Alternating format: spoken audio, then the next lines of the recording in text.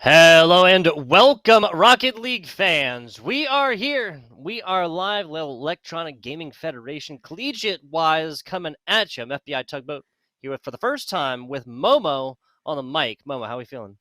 I'm feeling pretty good, man. Honestly, I'm super excited. Right, it's my first time casting Rocket League, and you just telling me earlier, a very competitive league, very competitive teams.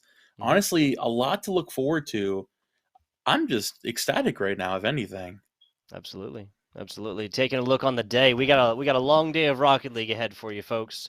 Starting off here, Butler University currently sitting at a 0-2, taking on William and Mary, but I think it's fair to say, Momo, it's a little bit of a different story between these two teams and their records so far on this semester. It's definitely going to be an interesting match. It's one of those things where it's like, one team may have fought like the top team, the one team may have fought like the lower end side of teams. This is more one of the more even matches we're going to see. I'm definitely ready to see some competitive games here. Definitely going to see it going back and forth. I don't really know. Who do you think is going to take it out right now? I honestly have no idea. Yeah, Butler University, William Mary up here first. William Mary 2-0 since the split. They have played against teams that have not had top placings previous EGF seasons. Now looking at Butler, their losses come at the hands of Northern Arizona, which I believe is the 1 seed still, and UTA, the University of Texas at Arlington, another absolutely goated Rocket League squad within the EGFC or any other competition that they do play with. And it was a 3-0 sweep against Northern Arizona. They still put up points, didn't get shut out there. It was a 3-1 loss against UTA. So, Butler can be doing a little bit better in their matches so far.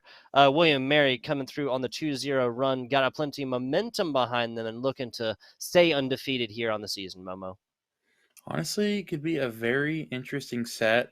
Butler, versus, like you were just saying, didn't end up winning their sets, but still put up some pretty good numbers. I'm really excited to see what they're feeling going into this. Like, okay, we're down 0-2. We can't do much. We can't get much worse. But honestly, that's all the momentum you need. But we can start out immediately here. Dolphin and the rest of William and Mary on the defense here to begin with after a lost kickoff. We are looking at Kai, Krigg, and I believe, I just had it, and Morales, yes. Kai, Krigg, and Morales here for your Butler University squad. And going to strike first. Very good stuff finding that early girl there. Like you said, Kai sending that nice pass there immediately, and Morales just sending it off. Winning that's going to be pretty good for Butler University. Sent back into William and Mary. Starting off with, Truth here. We've got Truth, we've got Legacy, we've got Dolphin. Very exciting to see these players. Excited indeed. Butler University out of Indianapolis, Indiana. Getting more specific for you guys. Indianapolis, Indiana. William and Mary up there in the northeast side. There's the Eagles. I believe there's the Butler Bulldogs. I have to click onto this one. Yes, it is. Yes, it is. It's like I've done this before, Momo. Oh, yeah, it's a little hard keeping up with a lot of these teams here, but, William Mary still putting up a good fight on the defense here. Trying to send the ball into Truth, but Kai sending it back immediately. Ooh! Not able to find the pass just yet, but still going to score. Morales with the pickup. Very amazing stop there. Blue team so far. Crazy stuff. Dolphin just kind of gets that weaker hit. Morales actually rockets and ricochets this one off of the ceiling. Who'd have guessed it? 2-0 lead here for Butler University and early, Momo.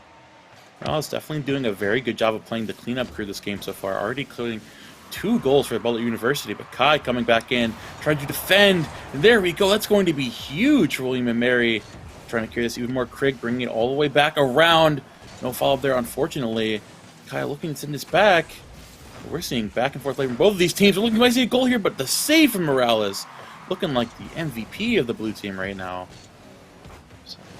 Attempted infield pass. That's a setup all day long. A nice little tee off right there for this offense. Crazy stuff. I was going to say, Butler University kind of spending a little bit too much mental effort into picking up as much boost as possible and then dispensing it as quickly as possible. That play only comes off the back of some really, really fast passing play across the infield, Momo. Oh yeah, definitely. I think Butler University taking a lot more of a straightforward approach. Obviously, Craig doing a good job looking for this pass up here, but Truth coming immediately out the gates looking for this goal, but Morales playing amazing defense. Now Kai sending it back towards the orange team there. William Mary still looking for the defense, finally coming back around. Legacy doing a good job picking that up here once again.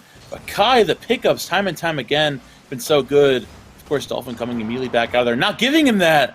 That's going to be unfortunate for Truth there. Yeah, so just really off the back of a demo right here, the physical play has started already, Momo, and I'm really not surprised given the way that these two teams were matched up. Nice block right there from Craig. Now Dolphin looking for this. Oh, the double hit here, trying to find it back. Of course, Kai coming out again. The defense Legacy, unfortunately, still not able to find too much off of this. Ross coming in again with this defense. Morales just sitting on this goal like white on rice. Honestly, I'm loving this defensive play here from Butler University. Nobody can get Morales right now. This guy is just going unnoticed. Dolphin dive almost landing right there. Fantastic attempt, just going to get blocked away. Back to the mid-pitch we go. Is William Mary going to have to put up some kind of defense right here, because every time this has just gotten taken away pretty much every time they assume the offensive position, and that's going to be another open net situation. Ooh, yeah. We've been seeing the same situation time and time again where William and Mary just kind of committing too hard to an offensive push, and then Butler University just coming in and just sweeping it right under the rug. Already going up 4-0 in this game. It's not looking very good for William and Mary right now. That's a fair assessment. That's a fair assessment. We're 13 seconds outside of halftime. Nothing on quite yet. The Eagles dropped this first game. That's okay. Dropped the second game. Even that's maybe not okay, but that's all right. Dropped the third game. That'll be their first match-loss series of the season so far. Oh, yeah, definitely. But now Morales sending it back here, trying to look for this goal here. Oh, Truth immediately sending it right back, driving this all the way across the wall. Oh, but Lexi immediately sending that right back. Dolphin looking for the play here again. Someone able to catch this here. Oh, just barely missing the goal. That's unfortunate. So Legacy trying to put this back into William Mary's hands. But Kai with the send-off. A nice defense there from Truth. Keep this in William Mary's play right now. That's a nice handle right there. My goodness. Golly. Hey, feel like they're going through water right there. Dolphin is fantastic. This does not happen, obviously, without some reset potential across on ball as it is delivered all the way in. That nice end little tippy tap right there. Absolutely beautiful. Now Kai immediately starting off with the kickoff, but Legacy sending that right back. Morales again with these aerial catches. Honestly, I've been seeing so many of these defensive plays from Morales specifically. I think this guy's the MVP, specifically for the defense on Butler University. Now Kai trying to send defensively. The Truth coming back out there, stopping that. Morales looking for the defense, unfortunately not to catch that. And Craig able to save it for Butler University there too. Ooh. Oh my gosh, the demolition there from Kai. It's going to be crazy there now. Looking for the setup again. Shot on goal with Truth. Truth has been looking pretty good in defensive play too, honestly.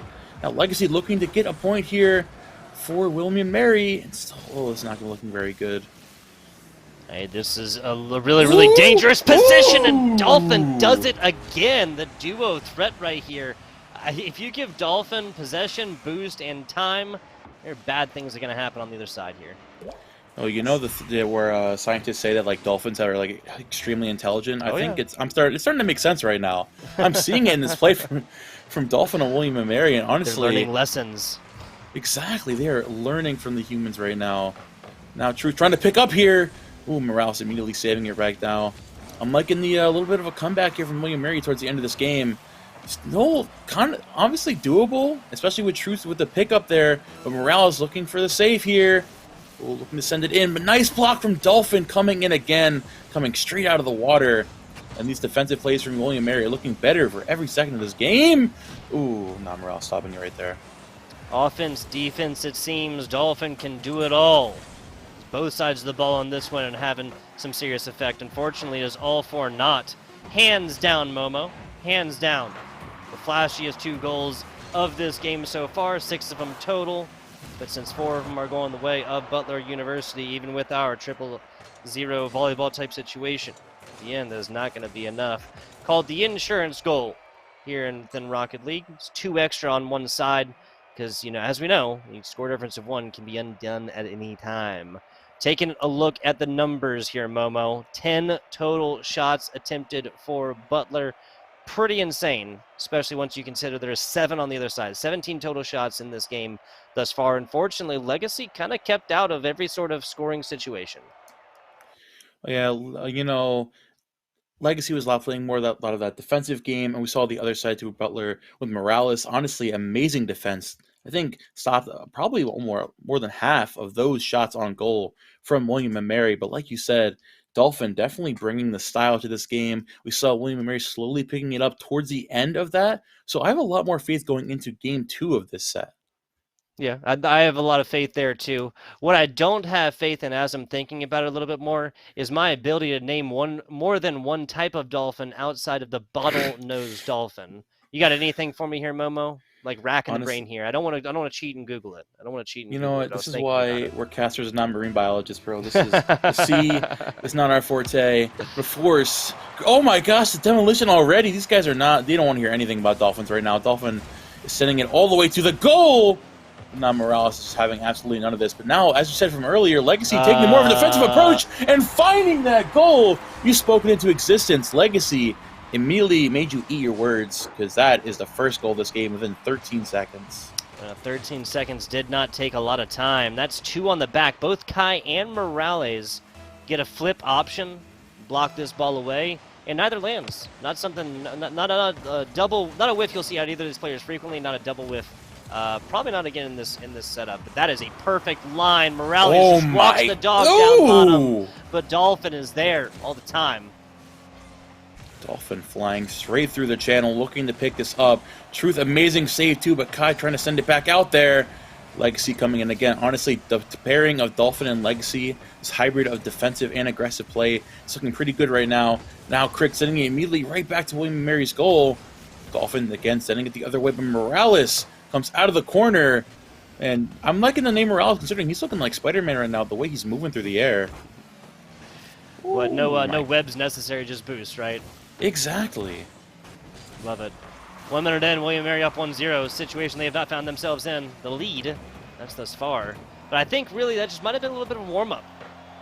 Oh my God! Truth! Striking this one to the gut across 2. Are you kidding me? This is nothing but a front row seat that Morales and Kai have to this. Oh, that's brutal. Especially given that they kind of like kiss bumpers there on the other side, which means, of course, they kind of got in each other's way, Momo. Hate to see it. Hate to see it. Oh my gosh. Very amazing start to the game. William and Mary immediately turning this all the way on its head. Dolphin looking here with a defensive play. Legacy just sitting in that goal, realizing now we're 2 up. So Butler's definitely going to be on the aggression here. And we say that too. Kai looking for the hit. But an amazing shot. Not able to make it just yet. But Dolphin, and the demolition from Dolphin there too. Honestly, the Butler University is just looking befuddled of anything right now going into the second game of the set. That's fair. That's fair. You know what they say, taking that game number 1 is always so brutal because you kind of set a precedent for yourself and for your team. Whatever it was that William and Mary decided on the backside, that's not going to be an open net because Dolphins should be able to get their great fake on the other side. And now a takeout right here. Morales is barely able to get up to this one. Oh, and Armo's trying to pick up the ball there. Kai looking to send it back away from said goal. Sitting in that mid-range, looking for that pickup. Kai's been doing a really good job of just sending out, finding those hits exactly when he needs to. Now Legacy looking to get back in here too. Kai with the setup. Oh, just barely avoiding the ball there. So get back here with the amazing boost. Oh, and now Dolphin and Truth are on the aggression. Can we find the goal here? Nah, Morales. Defensive play on point. Yeah, so half of a game, 2.5 minutes. Butler University is looking like they're getting shut out right now, Momo. Not a situation, not a sentence I think I could have speak truthfully at the 0-0s at the end of the first game. Oh my gosh, demolition there again. Kai and Krieg still looking for that, but now Legacy looking to pick us up here. Dolphin coming out of the corner too. Butler University have just not been able to deal with the aggressive combo that is Dolphin and Legacy immediately behind them. This is really tough to deal with here too, but now Morales sending this ball all the way back. This could be big, but Dolphin again with the save. Someone get this Dolphin out of the water, bro. He has been an absolute menace.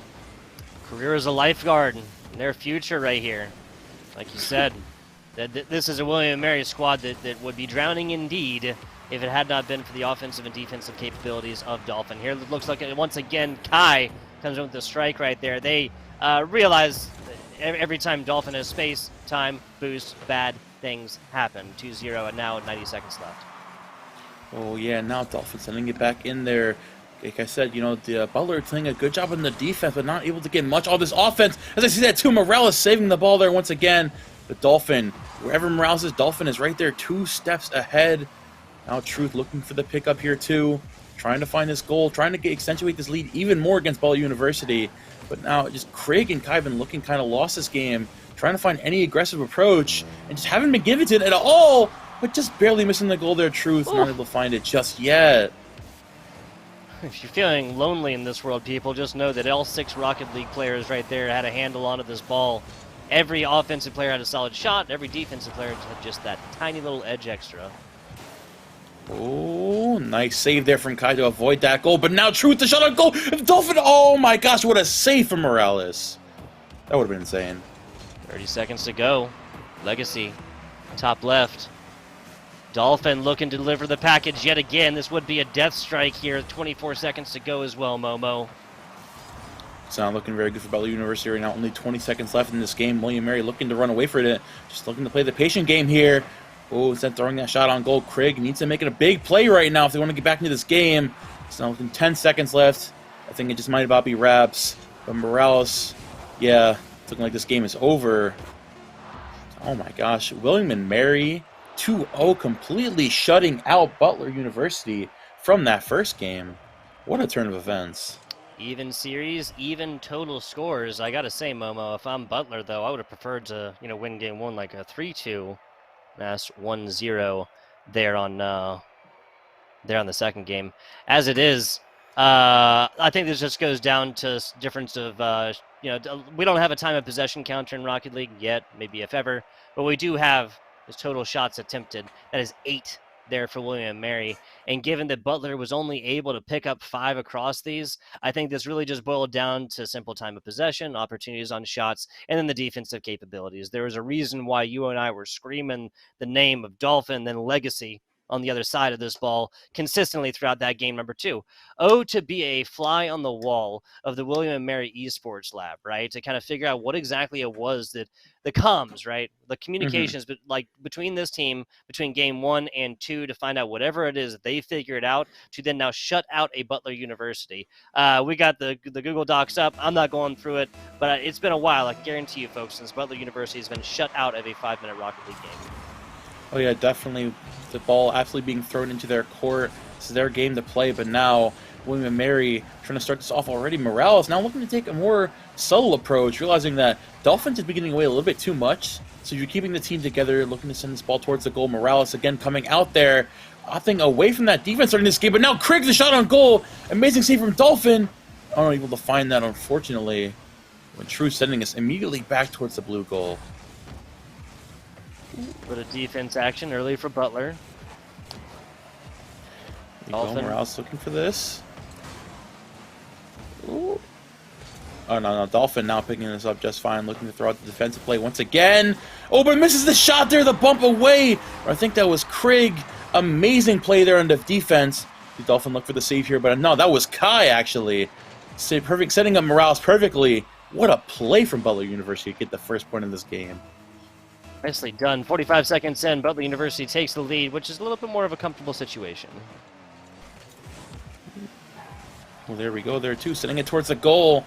Truth, nice block there. Well, still now Craig putting on the offensive play. Kai with the setup. What is going on here? Kai singing from every angle, all the way across the world. Oh, sending me towards the blue goal, but no defensive play there. But now Morales coming from out of the shadows, looking to show himself once again. Definitely playing a very good job, and there we go. Kai coming out again. Honestly, Kai is on fire starting out this game. Oh, yeah, so Kai just kind of takes advantage of an infield pass right there gone wrong. William & Mary player, that's Dolphin. Their turn to now get a front row seat to a flashy goal. Oh, yeah, definitely very good stuff. Now Kai looking to start out the kickoff here again, but not Truth.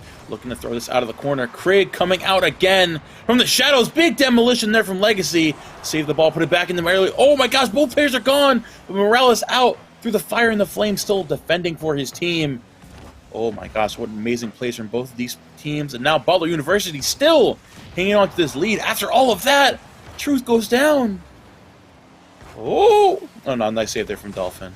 Fantastic This is getting a little save. too intense. Yeah. Oh my god! This is getting a little too intense. You thought that was getting a little too intense. Third shot attempted here for Morales. Nice setup there from Kai. That's going to be more of a defensive mistake from William and Mary right here. Two players both go up. You'd much rather have one on the wall, one actually going for a ball.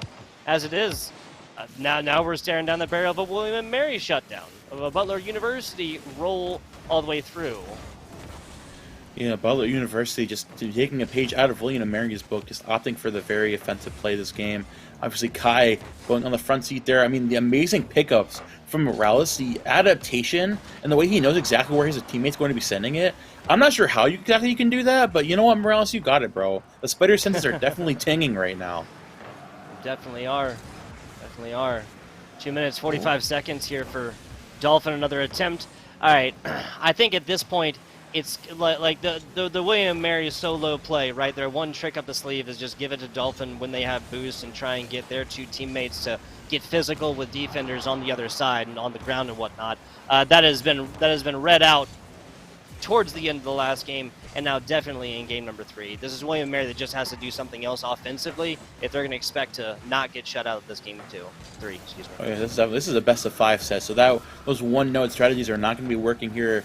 Now Kai definitely taking full note of that, looking for the setup here once again, waiting super patiently, looking for the setup towards the goal, but nice save there from Dolphin. And yeah, perfectly like you said, Dolphin, like, playing a really good job doing most of the offensive play for this team, and Legacy and Truth kind of taking up towards the back. Now you really just need the cohesion of the entire team if you're looking to play against this insane aggression that is Butler University, up 3-0 right now. Yeah, and then this is just time ticking away as well. About 100 seconds left here, folks, and William Mary's had offensive shots, have offensive opportunities, just nothing really like sealing the deal on this one, putting points on the actual board. Legacy backflipping to try and accept this one, but yeah, William Mary just might be a little bit shook right now. They just tried to start a pass play like 3 paces behind, you know, like tried to send it to where this player was going to be in a couple of seconds. It's just kind of counting chickens before they hatch type situation, Momo. Yeah, this is getting a little too crazy right now, obviously. William Mary just kind of saying, you know, we've only got a minute left. We've got to pull something crazy out of the hat. And the hat still staying on the head. Nice save there from Craig. Now Dolphin in hand once again. Honestly, you know, Dolphin coming out of the corner, but still getting shut out. Honestly, yeah, like you said, Butler University, the full download of these tactics coming from this team. And Dolphin looking to fend for the Wolves right now, honestly, as Craig and Morales have been definitely doing amazingly on this defensive play. Oh, it's going to be an amazing shot on goal. Can Dolphin save this? Oh, no. There we go. Very good stuff. Oh, the double! Holy moly! With no boost and just a backflip and a prayer. That's going to be enough right there to seal the dream. I like it. Still a 3-0. Still a 3-0, but this very could have easily been 4-0. And yeah. What was it that I said earlier? Oh, to be a fly on the wall of Butler University in between game 2 and 3 to figure out what exactly it is that they use to go forth and pitch a shutout. That is a download complete if I've ever seen one. This team been absolutely playing out of their minds. But Dolphin scoring a last-second goal, not going to do too much. Honestly, still Dolphin showing like, you know what, I'm still in this, bro. I am. SeaWorld is not closed for tonight just yet. I'm here to make a splash. There you go. Splash they have made indeed. There is technically enough time. Let's just watch kickoff. It really depends on where this goes right now. Nope, not going to be enough. If that had gone the other way, then we'd still be looking at a Rocket League game, as is this game 3 is over. Butler University has won at the ratio of goals. Well, technically yet to be determined, but if I was a gambling man, Momo, it would be 4-1. See how this kickoff goes. Oh, yeah. Yep, for the pickup here towards the end. Dolphin looking for the last second shot. Oh! Oh, now the save there from Kai. Still going to be kept aloft. It is Rule 0 after all. They try for it. 4-1 is the scoreline. And away from a tie game we go. Butler University rockets back on up. to this lead position off the back of 12 total shots. That's 9 for William and Mary, which again doesn't really paint the picture exactly of just how oppressive Butler's offense was in this game number 3. Oh yeah, Butler University definitely, sitting there in the room together or wherever they are, very I use the term download complete here because they were getting there a little bit set up. William and Mary was looking very good that game too, but now this team, right? They have the cohesion of all 3 teammates. Like William and Mary, they've got Legacy and Dolphin doing a pretty decent job. Dolphin carrying most of the load for William and Mary, but now Kai, Craig, and Morales all doing their jobs perfectly, leaving William and Mary to honestly fend for the Wolves right now. It's going to be tough for them to try to win 2 games back to back. Yeah, it's always difficult, but the shimmering glimmer of hope is going to be that Butler University got nothing in that game number 2. If you're William Mary, the idea here is just kind of recreate whatever happened in that game number 2 and go forth, because the big difference here, of course, is that Butler is the only one that got shut out. Yes, it was a 6-second goal. Yes, that goal still counts for William Mary. You honestly, if I'm William Mary, I have Legacy take up the back, and I just let Dolphin go in, man. Literally just free Willy, let this guy do whatever he wants, and put yourself back in this game and then play defensive as hard as you can. But of course, Dolphin taking notes perfectly, but nice defensive play there from Morales once again. Nobody expecting any different, but now Truth looking set up here, but the Craig save there again. Butler University, honestly, serving this game very, very well. Craig has also been incredible aerial presence for the side of Butler University for these Bulldogs. Big part of their bite thus far. Truth, solid hit over. Oh, a little bit of a back and forth across the middle. William Mary just wasn't quite rotated all the way around to start an offensive like that. Oh, but now Morales coming out once again. Nice save there from Dolphin. Dolphin still showing up here. The demolition there. Legacy still saving the ball.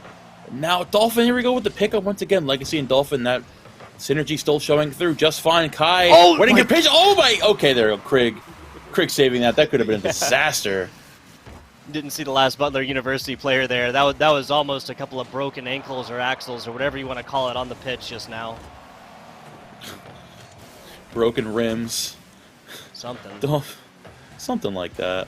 Now Dolphin still playing the defensive player. Dolphin, like you said, just doing basically everything for the William Mary team right now. A very good player.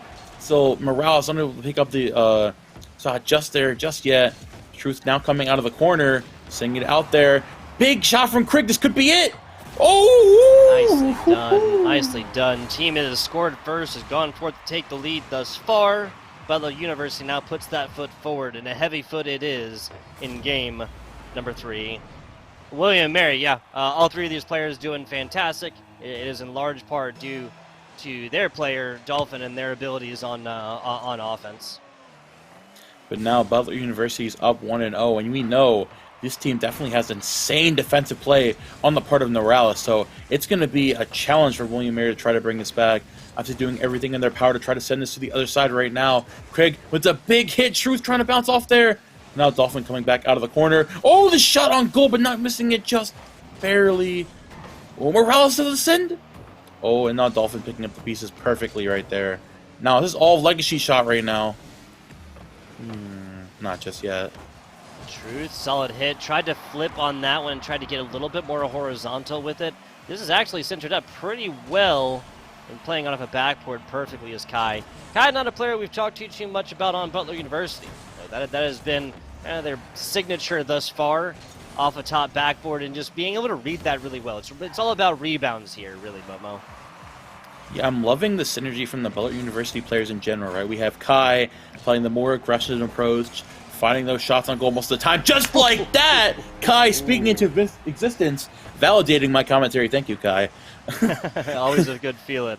Always a good feeling. Morales is just a perfect tip back pass right there. That's Kai's first. They have an assist. They have a couple of saves, or they have a couple of shots attempted, excuse me. And I do believe Kai has a save as well. So a very well-rounded player all across this pitch is Kai on both sides of this ball. Oh yeah, now we're looking at reminiscent of last game. Butler University up 2-0. 2 minutes left for William and Mary to try to bring a comeback right now. Definitely doable for them, but now, like I was saying, the synergy of Butler University, right? Kai, the headstrong approach, going for most of the shots on goal. Morales with the insane defensive plays, and Truth playing the Krieg, I'm sorry, playing the more of the cleanup crew. Oh no, on Truth.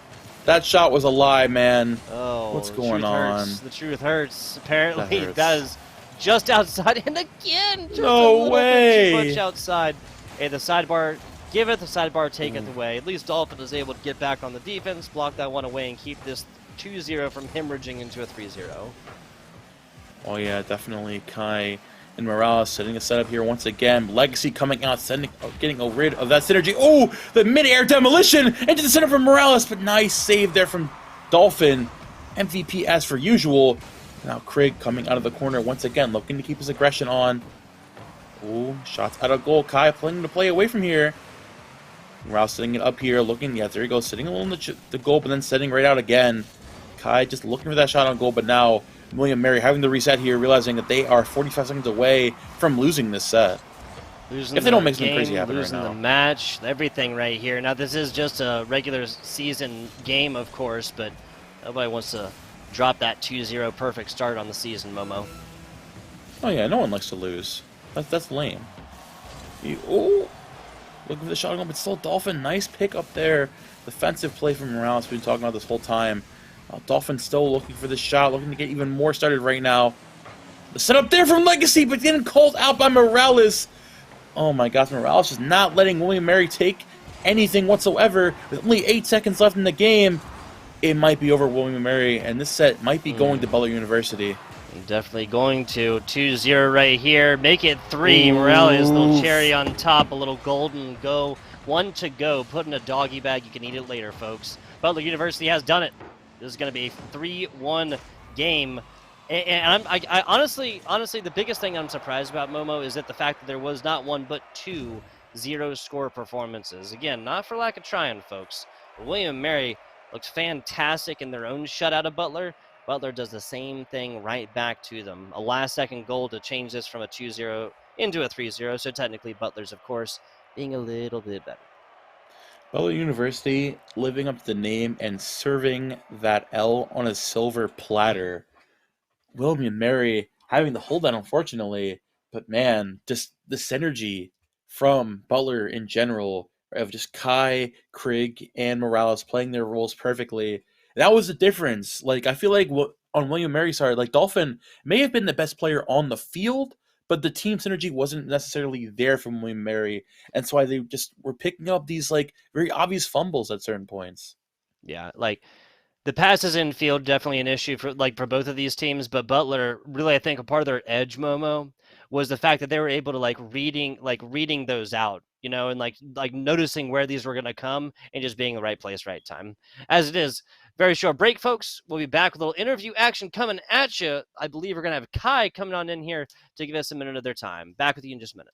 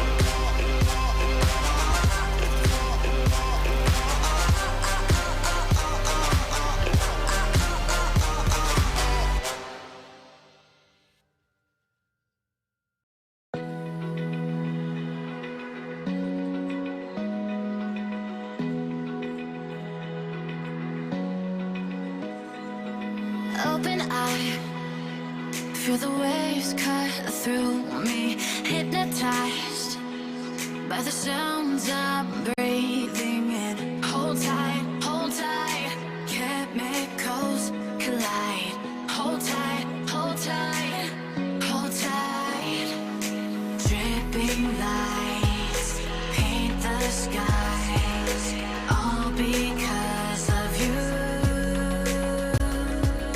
Dripping lights paint the skies, only you can make me move. You can make me move. Can make me move. You can make me move. Can make me.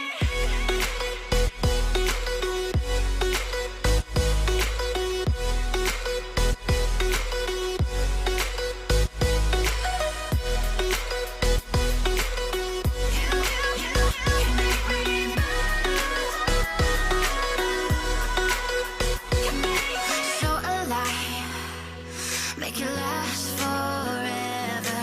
Stop in time, yeah, I'm surrendering. Hold tight, chemicals collide. Hold tight, hold tight. Dripping lights paint the skies, all because of you. Dripping lights paint the skies, only you can make me move. You can make me move. Can make me move. Can make me move. You can make me move. Can make me.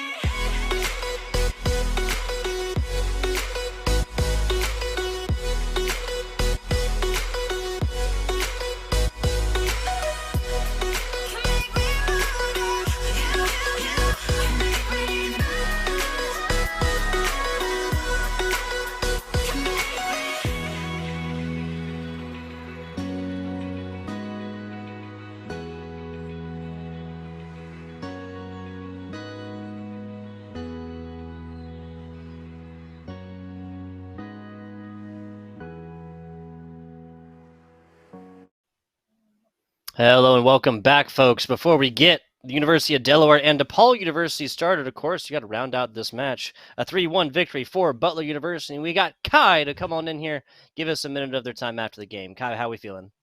I'm feeling great, man. That was a good win. It's been a struggle the last couple of weeks, but and this is our first series with our new teammate. And I mean that I wouldn't say it exceeded expectations, but certainly met them. Like I'm just trying to get the spring semester back on track and have us back to winning ways. There you go. Winning ways indeed. Hopping right into this one, I want to ask you so I'll just run through these scores again. 4-2 Butler University game 1, 0-2 for William Mary game 2. That was a 4-1 for you guys game number 3, and then the 3-0 shutout game number 4. I want to ask you just what was different about that game 2 that you guys actually got a shutout pitched against you? Yeah, that's a really good question because like we definitely noticed the difference going into at least between games 1 and 2, and then what we changed for 3 is really just like the pace that we played at. We noticed in game 2 we were giving them like a ton of space in the midfield. They were controlling like all of the boosts, just like kind of running circles around us. So for games 3 and 4, we just wanted to really make sure that we got a hot start, like just kept a faster pace because we felt like we could outspeed them. Maybe try to get like some more physical play, like bumps and demos in there. But yeah, I mean those were the main changes, and it worked out pretty well. Harder, better, faster, stronger. Momo? All right, yeah. So I saw from the two teams, William and Mary obviously relying more on the setups, playing with Dolphin, right? But you guys, I feel like there was a more significant team strategy there Is that where you were going for, like where you all had specific roles, or were you kind of just feeling it on the fly between game and game? Um, kind of like I said before, like this is our first series with Crit, so we're definitely still trying to like build that chemistry, like kind of get a feel for our play styles and stuff like that. Um, but yeah, like I at least like ever since I played, like I really like to emphasize team play and making sure that like everyone gets involved. Obviously, I want to give people their chances, especially like Morales. Like he's ridiculous mechanically, so like I always want to give him his opportunities for solo plays. But yeah, like definitely like passing in the midfield, just making sure to find each other like on transitions. Like that's a big thing for me, and it's something that even though it's our first series, I think we did really well. Oh yeah, definitely. I could tell. And I couldn't even tell Craig was a new player. Honestly, the way that you guys were playing together, definitely that synergy was there. I really had a good time enjoying it. I think I'll send it back to Tugboat though. What else were you thinking, man? Yeah, well, what I'm thinking is that no dub is taken alone here, folks. Kai, I want to ask if you have any shout outs before we get you on out of here and get DePaul University in Delaware, or DePaul University and University of Delaware set up. Yeah, I got a few. Obviously, my family. They're always watching, always supporting. Hey, okay. Appreciate them doing that every single week. Of course, my teammates. Morales has been here with me since the beginning of the fall semester, and we've like already grown a ton as teammates and as friends as well. And then obviously Crit, who joined, just last week. He's already making a huge impact. And he played super well this series. Like big shout out to him. Um, and then Astro, former Butler teammate, uh, my boy Eli, who's watching this, and then Rosif from Xavier University. That's I think that's all I can think of. There you go. Hey, a long list, but a lot of people that need to be a shout out there, Kai. Yeah, Thank you once again for coming on in and give us a minute of your time and kind of a slice of the mind of the player post match. thank you. Not a problem. Not a problem. FBI Tugboat here with my man Momo. We'll be back with you guys, DePaul University and the University of Delaware, in just a minute. Don't go anywhere, guys. We will be right back.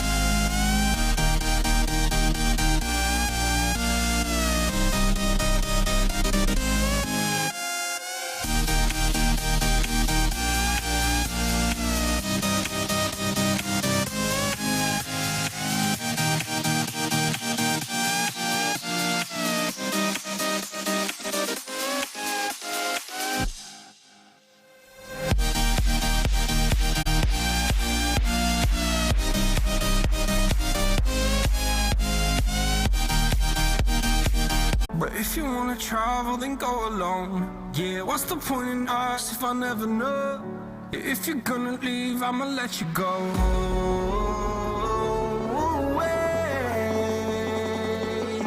I'm tired of the pain. Go away. I'm tired.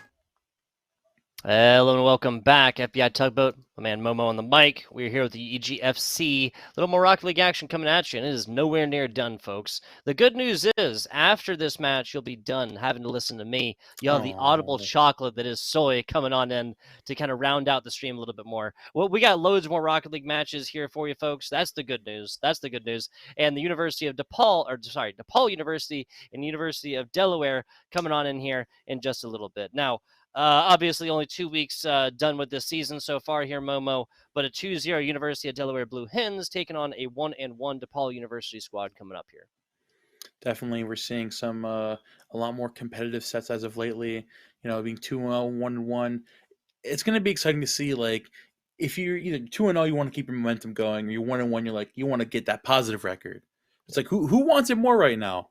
Who do you think wants it more right now? Personally, I think DePaul's going to want it more right now. Yeah, I mean the Blue Hens have they've done a lot in like previous seasons, but we always have to pay attention. It was just 2 weeks ago they came up with this new semester, with this new season. Now we're going to be looking at Joseph, Ostap, and Smooth Space for University or DePaul University, excuse me, and then that Stellar Scooter and Odds. Scooter, a relatively newer player from last semester, I believe, but Stellar, has been with them for like 4 semesters or something like that. I feel like a broken record casting EGFC sometimes the amount of times I've casted Stellar, really. So it's always worthwhile to pay attention to. how these squads not only going to perform on the day, but perform on the semester, as we are only 3 weeks into the second 8-week season here for the semester. We'll see how this one goes down. Best of 5 starting right now. There you go. We are starting out. Ooh, DPU starting out with the big hit so far. Now Patso starting out with the hit, trying to find this way towards the goal. Smooth space. Nice hit up there too. Going straight for taking the aerial approach. There we go. Nice defensive play there. And Joseph with the set off in the middle of the stage there too. Oh my gosh, the immediate demolition. Yeah, University of Delaware is definitely starting out in a very aggressive way. These hens will peck, that is for sure. Odds up to it. Scooter tries to get that little tippy tap inside, but the double defensive commit here is going to prove stronger this time. Ball University, they try that against Blue Hens continuously. We might see that end a little bit differently, we'll say.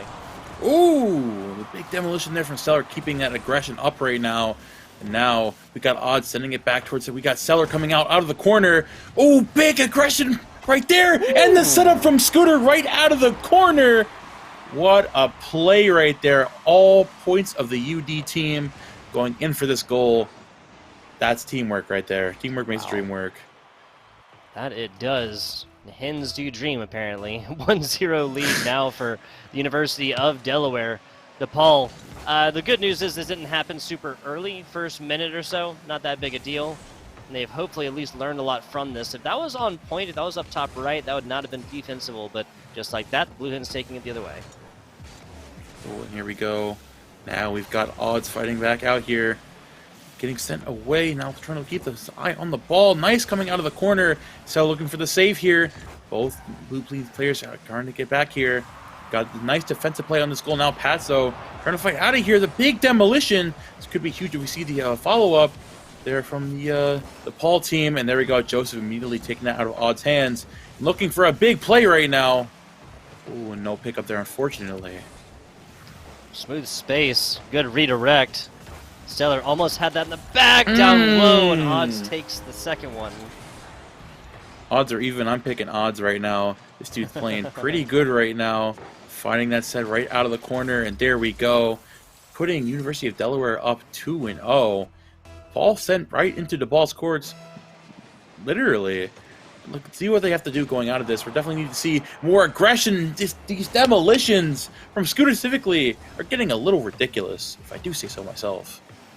Physical play ending in demolitions, not against it whatsoever, is obviously paying off in spades so far for the University of Delaware as the Hens flying high. Oh yeah, these Hens definitely taking toward the sky here. Scooter looking for the pickup here towards the goal.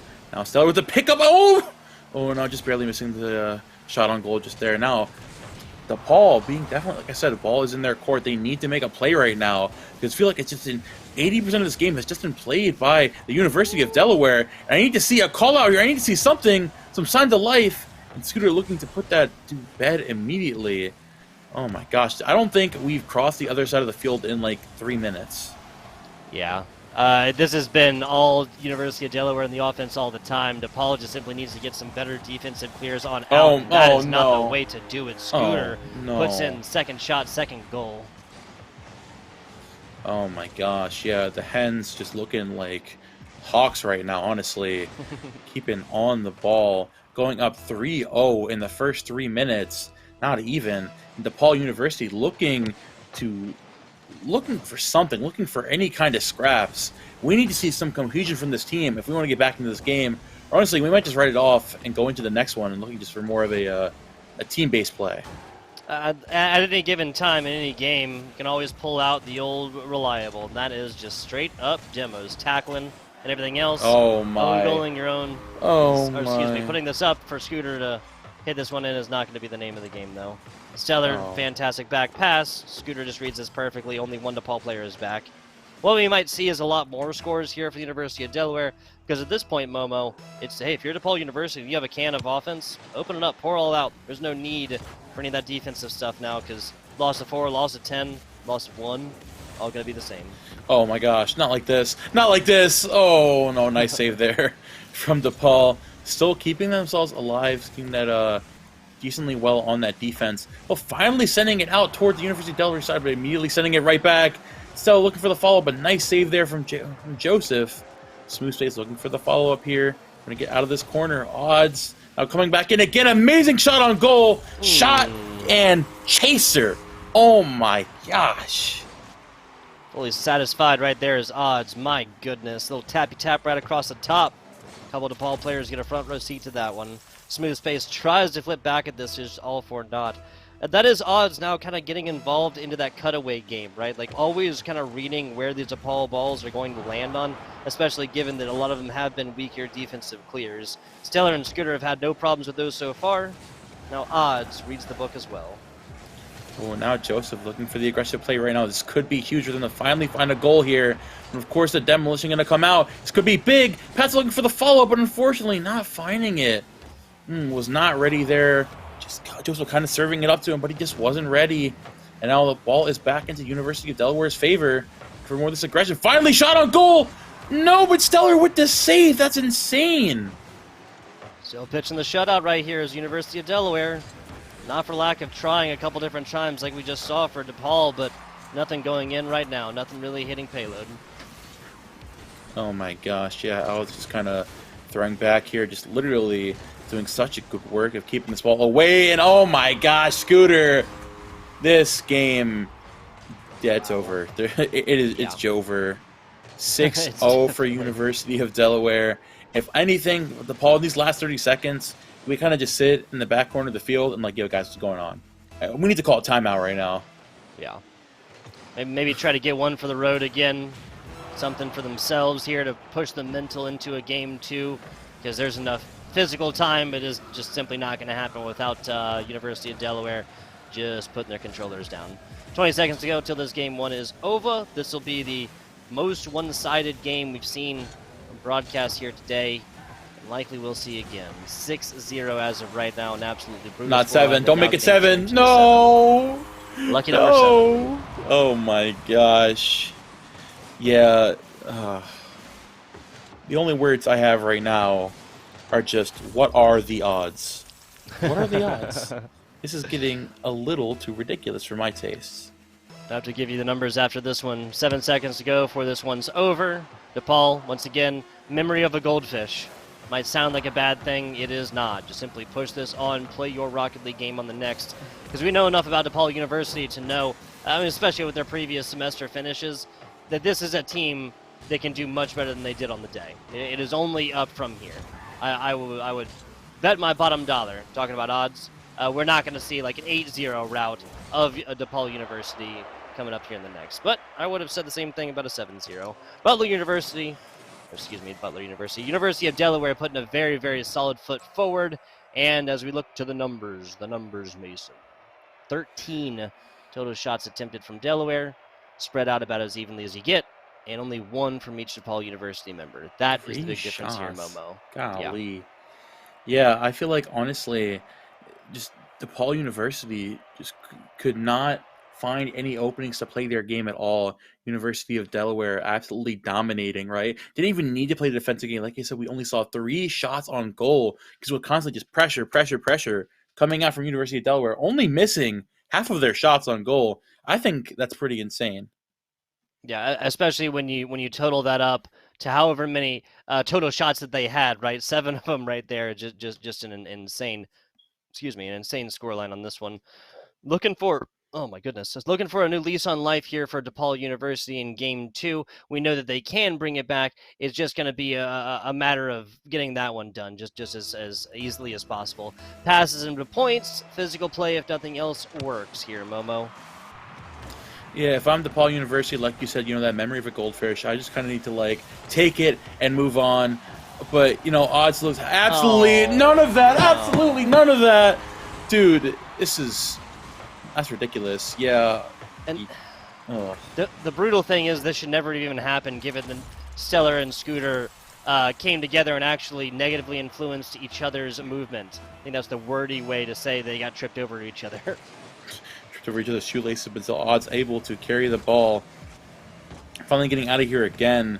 Like I said, this ball staying 99% of the game on the University of the DePaul University side of the stage. Big shot on goal from Patso, and that is going to be the first score from DePaul University of the set so far. Very big shot, taking that perfect opportunity. Patso putting DePaul University back into this set. Yeah. Hey, 73 miles an hour is also going to be about as fast a score we have seen so far. I believe that's about 120 kilometers per hour for our friends outside of the the United States of America. Wow, I got too much collegiate on the mind, dude. The University of the United States. The University of America. Yeah, right. It probably is the University of America, honestly. I feel like that's too generic a name not to have a school of higher learning be named. Well, I mean, that's your name right there. Nice save there from Joseph Stellar, sending it out there. The double bounce, doing to the triple. Oh no, Scooter just barely messing up the pass there. Okay. That's unfortunate timing, but now odds swing back out again. Joseph having enough of this University of Delaware team, saying, you know what, we've had a little bit too much nonsense. It's our turn to play on the impression now. And just as they say that too, nice save there from Scooter, however, to get him back into University of Delaware's favor.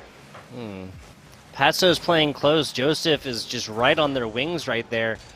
Whenever you have two players that close, you will frequently find that you'll be stretched across the pitch just a little bit too much, which is exactly what we saw earlier. Offensive space there for DePaul would have been the name of the game, and a quick way to have taken the lead here as we approach the second half. Joseph, oh no, talk about an open net. Total whiff. Oh, unfortunate circumstances there for Joseph. Kind of literally dropping the ball there. Now Stellar, the media set up towards the middle of the stage. Odds getting a little too fancy with the movement there. Still keeping it somewhat in his favor. Joseph, nice, there he goes. It's a roll around to avoid that. Nice defensive play from Joseph again. Keeping the ball in the favor of Patso. Now setting this back up.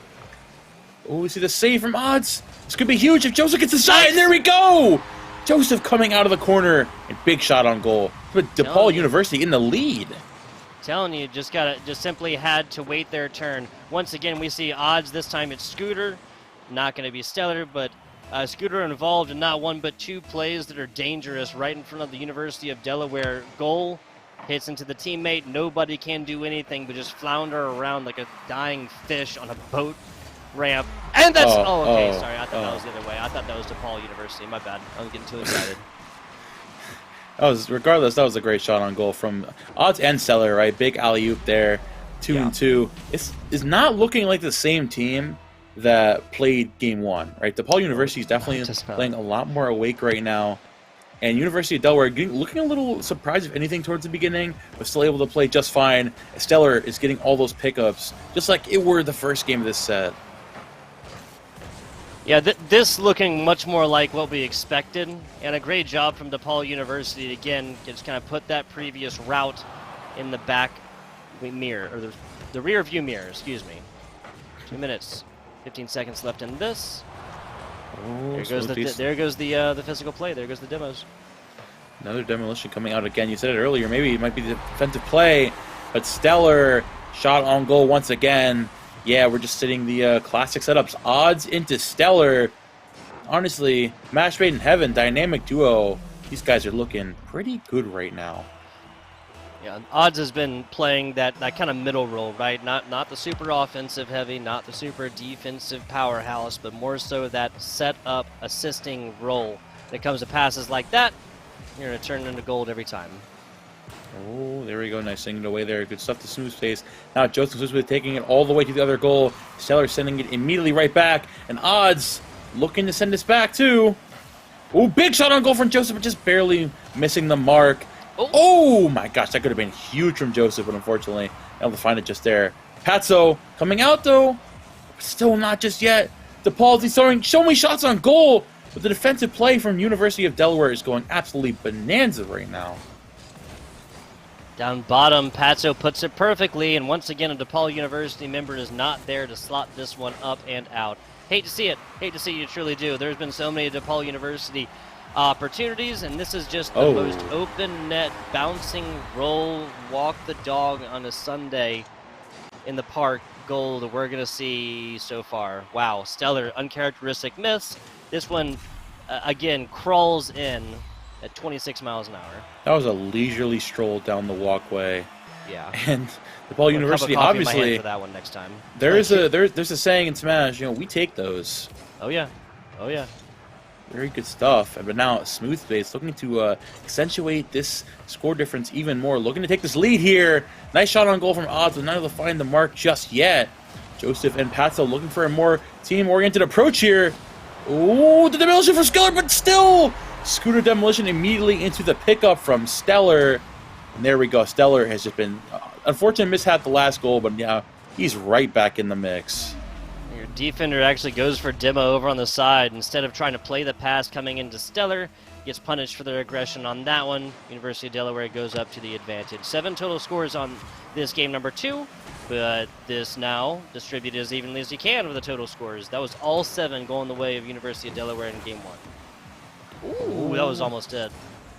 Nice set up there. Unfortunately, not able to miss the mark just yet. Now Scooter going immediately from the air. Oh, nice approach there, but not able to find that just yet.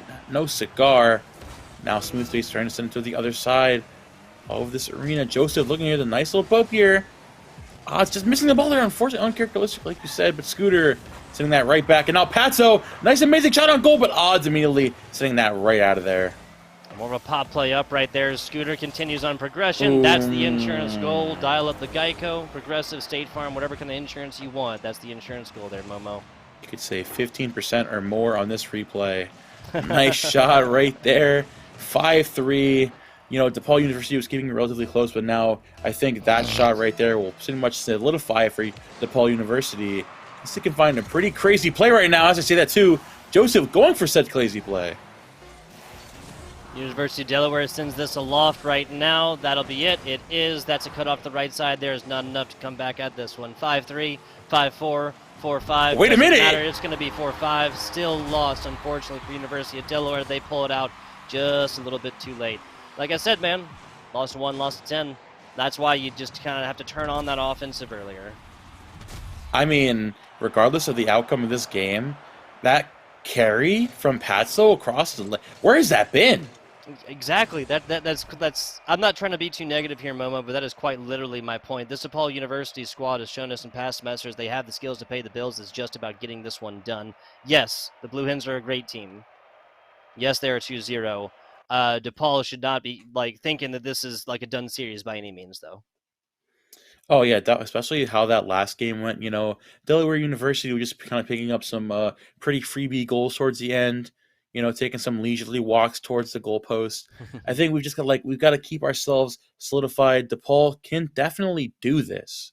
It's just keeping those roles in your head, finding those pickups when you need to, and putting it all out on the line because you are about to lose. You need to pull it out now. We just saw from Patso, it's in there. I believe in you. Yeah. You just got to show it to the people at home. I mean, if Patso did that 5 seconds earlier, Momo, I can almost guarantee we'd still be looking at triple zeros and these two teams abiding along and putting that one up. DePaul University goes up early, wins the kickoff, and then Joseph turns it into score. Oh, yeah, they heard us, man. DePaul University is absolutely not playing around, saying, you know what, we got 7-0 the first game. We're not having any more of this nonsense. We are keeping this a close set in this game 3. This is exactly what we want to see. Now, let's see what they're going to be doing starting off the second kickoff. Scooter now sending it out of the corner here. Odds looking for the pickup once again there, too. Joe sending it immediately out of there. Well, this could be huge for Odds. No, a little bit too late. Odds is almost never late, but, you know, he woke up a little late this morning. It's unfortunate there. Happens. Maybe perhaps that wake up late, no warm-up. Maybe that's why we saw 7-0 there for DePaul on the other side. Who knows? Who knows? Oh, yeah, definitely. It's play up in the air there, but now Odds immediately. Nice shot on goal, but save there from Joseph. Now Odds looking to send it through once again. That's kind of what I'm talking about right there on the offensive. Odds is down bottom, up in the air, already committed to this. Oh my! See, Odds heard me complaining about some of his teamwork play right here and decided, hey, I'm gonna do everything myself. Odds is literally flying around the stadium like the Air Force on the Super Bowl. So that aerial reconnaissance, he finds that shot on goal there. Now evening up the set count 1-1. Yeah, we definitely need to see some more teamwork-oriented plays from both of these teams. Very well put by you there.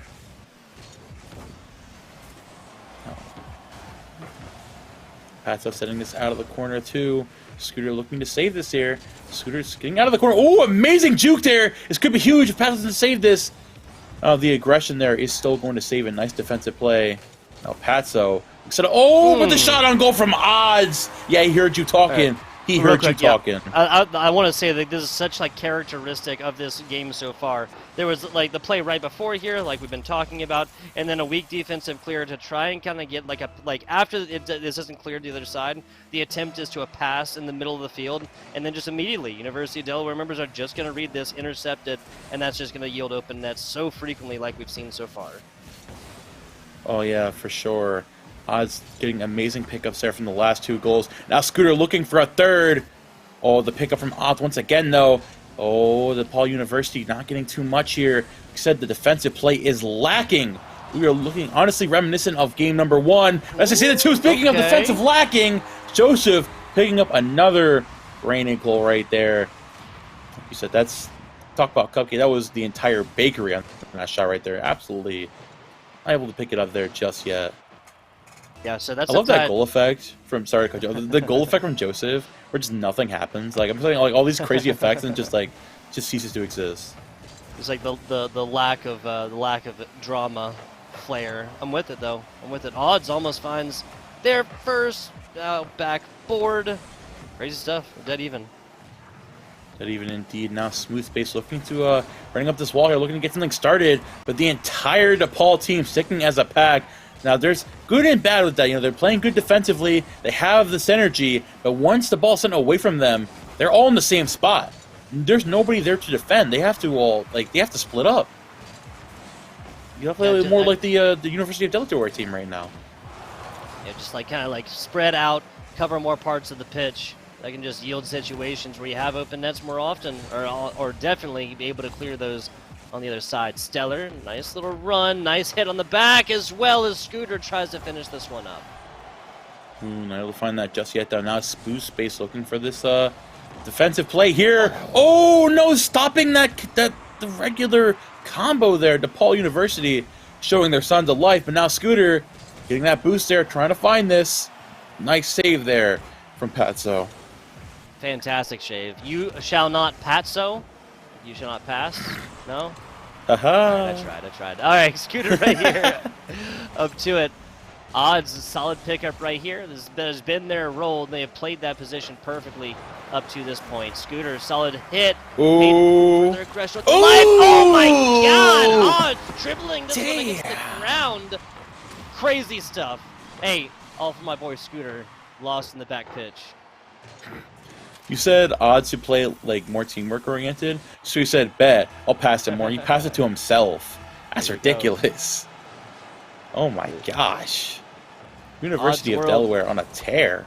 Okay. Joseph, 3-on-3. Throw a cap on tap. The cap on top. That's a hat trick.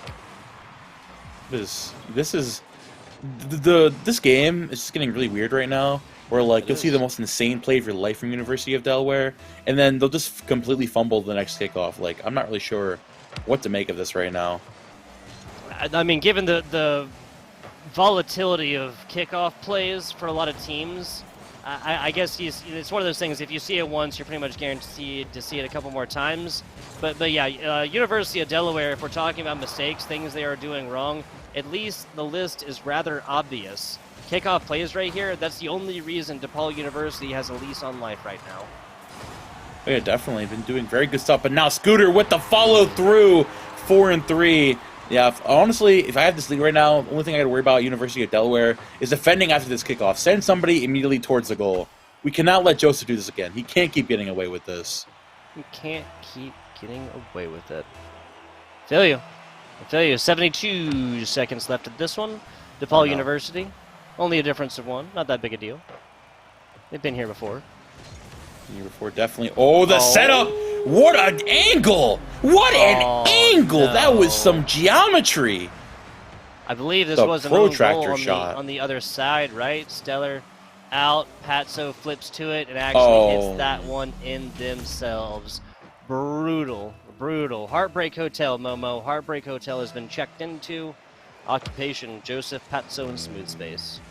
That's unfortunate, but now we are on the last minute of the game. DePaul University down 5-3, fighting for their tournament life right now. Down 2-0 in the set. They need to get at least at least one goal to somehow bring themselves back into this game. But University of Delaware winning that kickoff.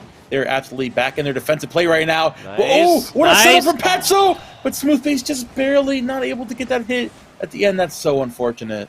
Patso missed that last ball in the double tap there against backboard by a couple in-game centimeters, if that. Got the hood down just a little bit more. We'd be staring down the barrel of a 30-second drill. Oh, nice save there from Joseph, trying to send that back out of there.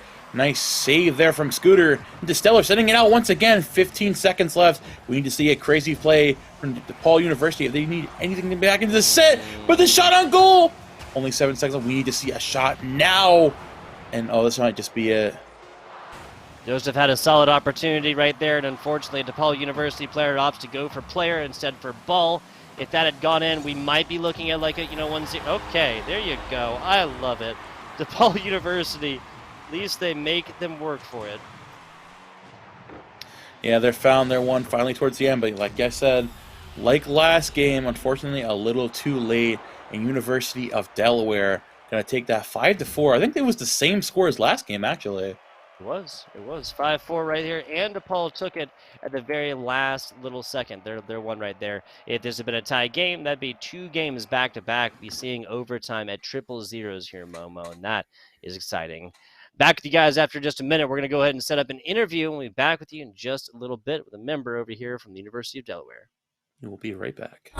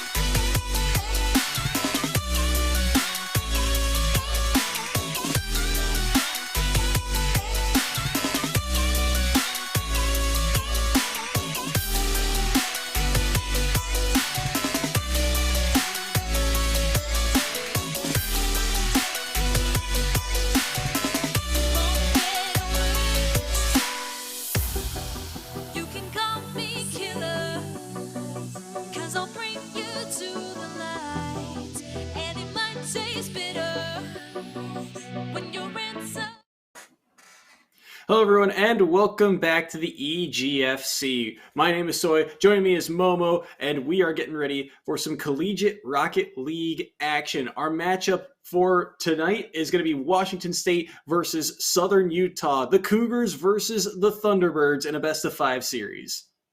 Oh yeah, I am super excited to get back into this.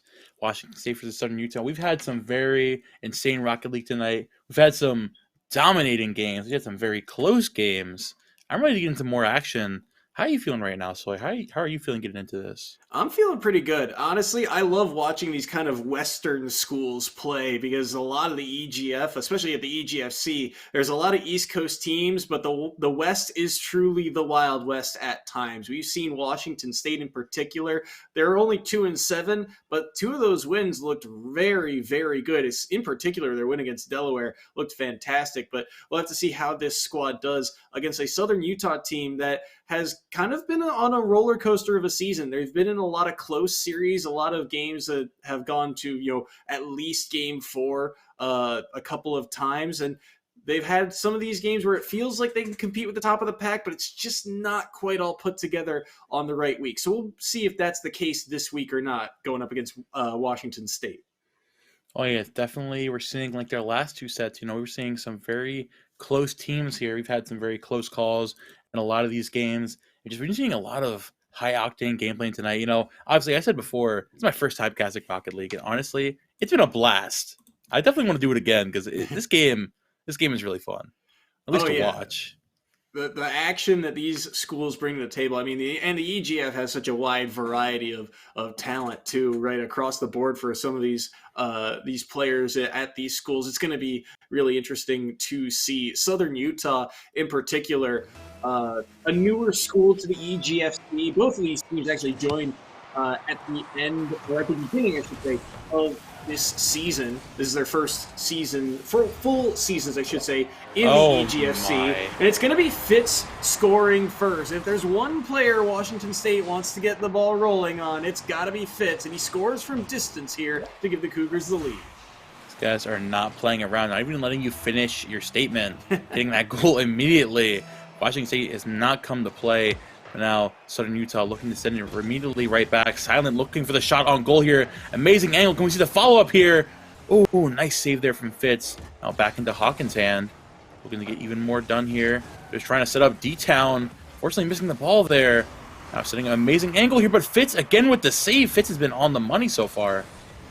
Fitz is certainly one of the players to watch for the side of Washington State. He's their leading scorer, 13 goals on the year. And I'll have to double check this statistic, but I believe he leads the league in saves with 66 through the 9 games that they've played. On the flip side, when you look at Southern Utah, it's a very well-rounded team. You look at the leading scorers. Hawkins got 27 goals, Silence is 25, D-Town with 21. But everyone kind of leading in their own statistical category. But D-Town is going to be the one to get on the scoreboard here first. Look at this angle here from distance, beating the last man back for Washington State.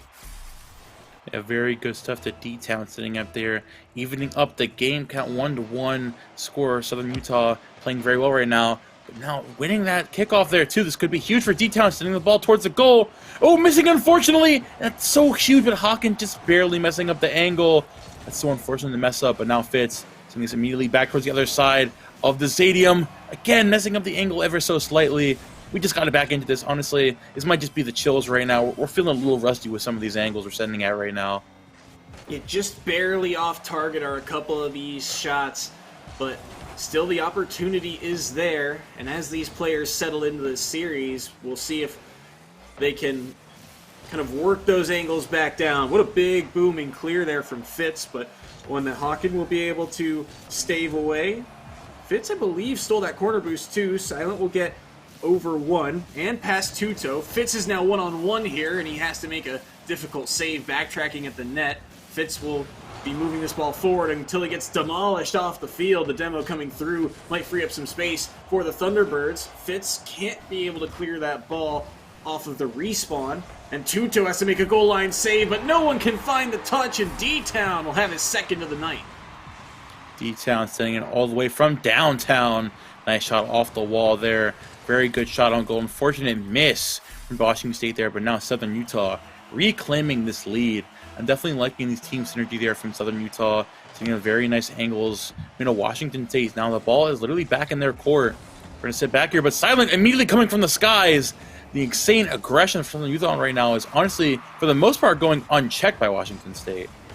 Very difficult for the side of Washington State to keep it in check. The way that Southern Utah is controlling the ball, you'll see not only are they pressing the attack through the skies, but what a redirect this was from Silent. Difficult to challenge him here. The pass from Hawkins all the way from his own corner, and look where Silent is, already up inside the box in the sky to drop that ball back down, redirect it into the net, and make it 3-1 for the Thunderbirds. The ability to stretch the field here, so dangerous.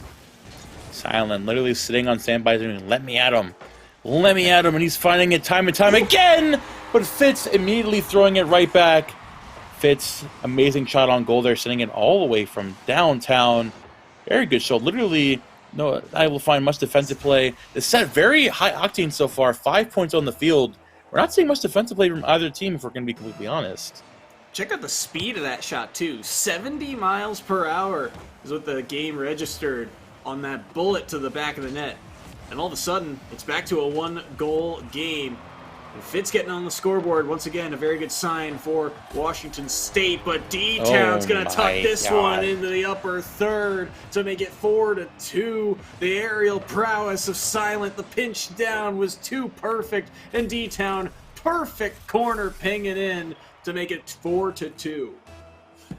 Very good stuff from D-Town, picking up once again.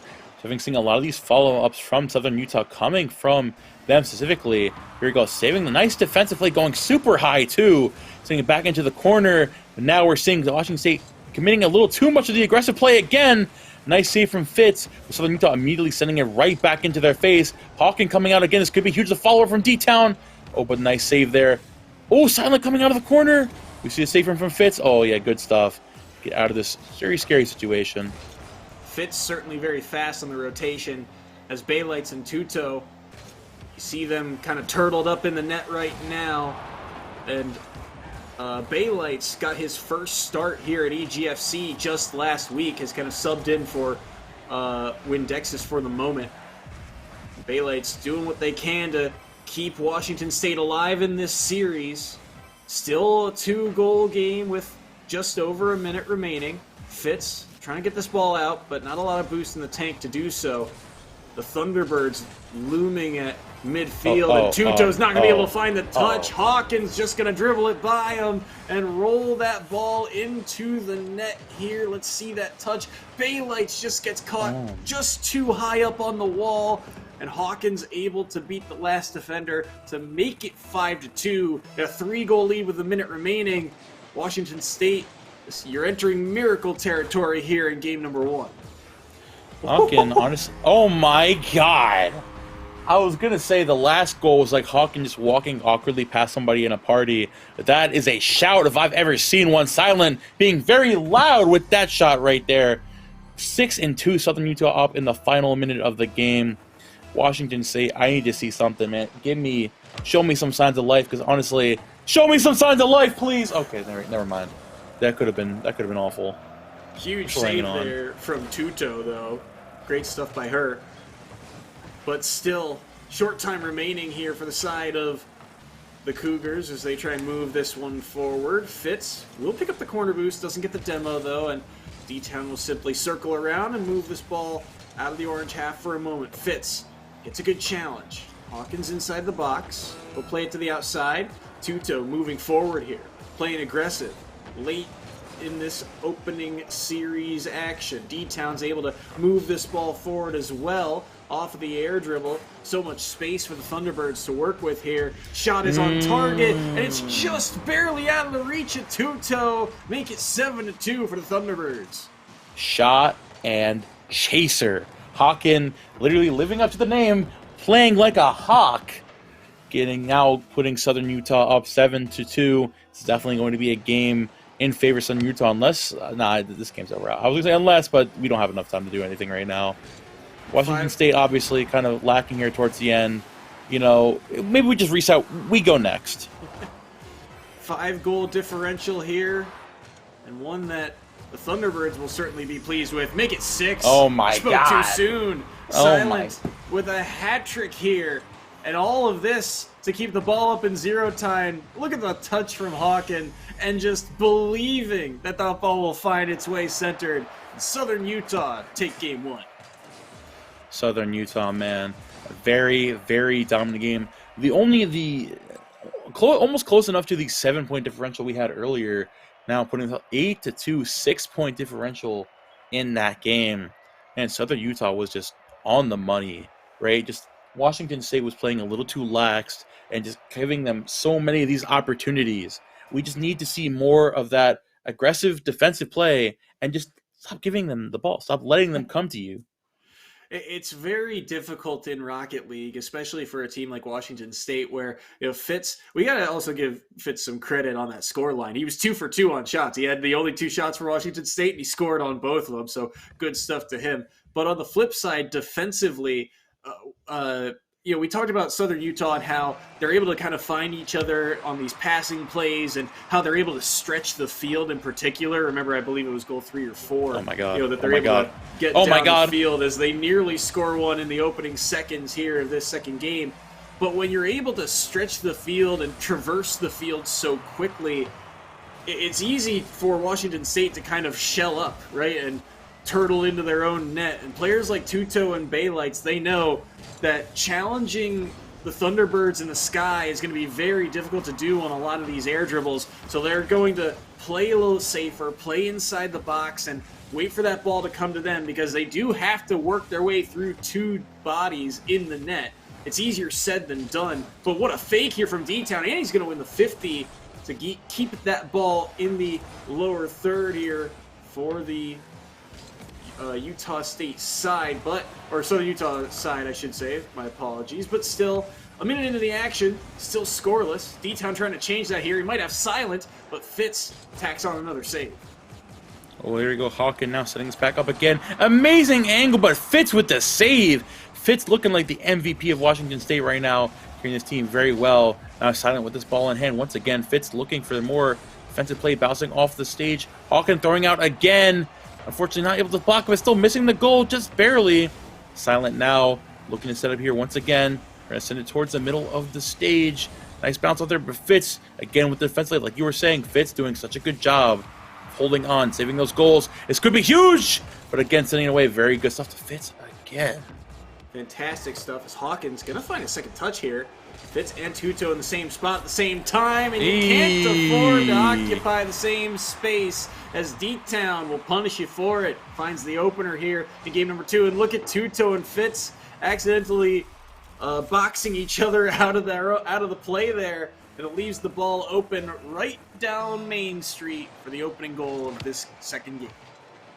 Yeah, it's quite unfortunate, but now we are going back. Silent now sitting up here, trying to get this defensive play going again.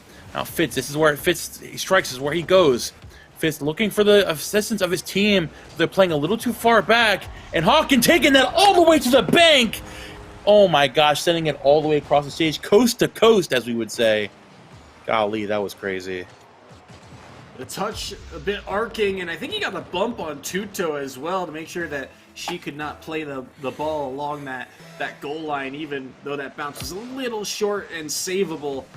No chance for Tuto as you're getting hunted down by these Thunderbirds. D-Town now trying to make something happen. Fitz is there, and see what he can do with it. Not too much is the answer. Is this one on target? Yes, it is. Off the far post and in. Silent denying this play in transition. Fitz can't get back to it, and Silent with all the boost in the world to power that one towards the back post.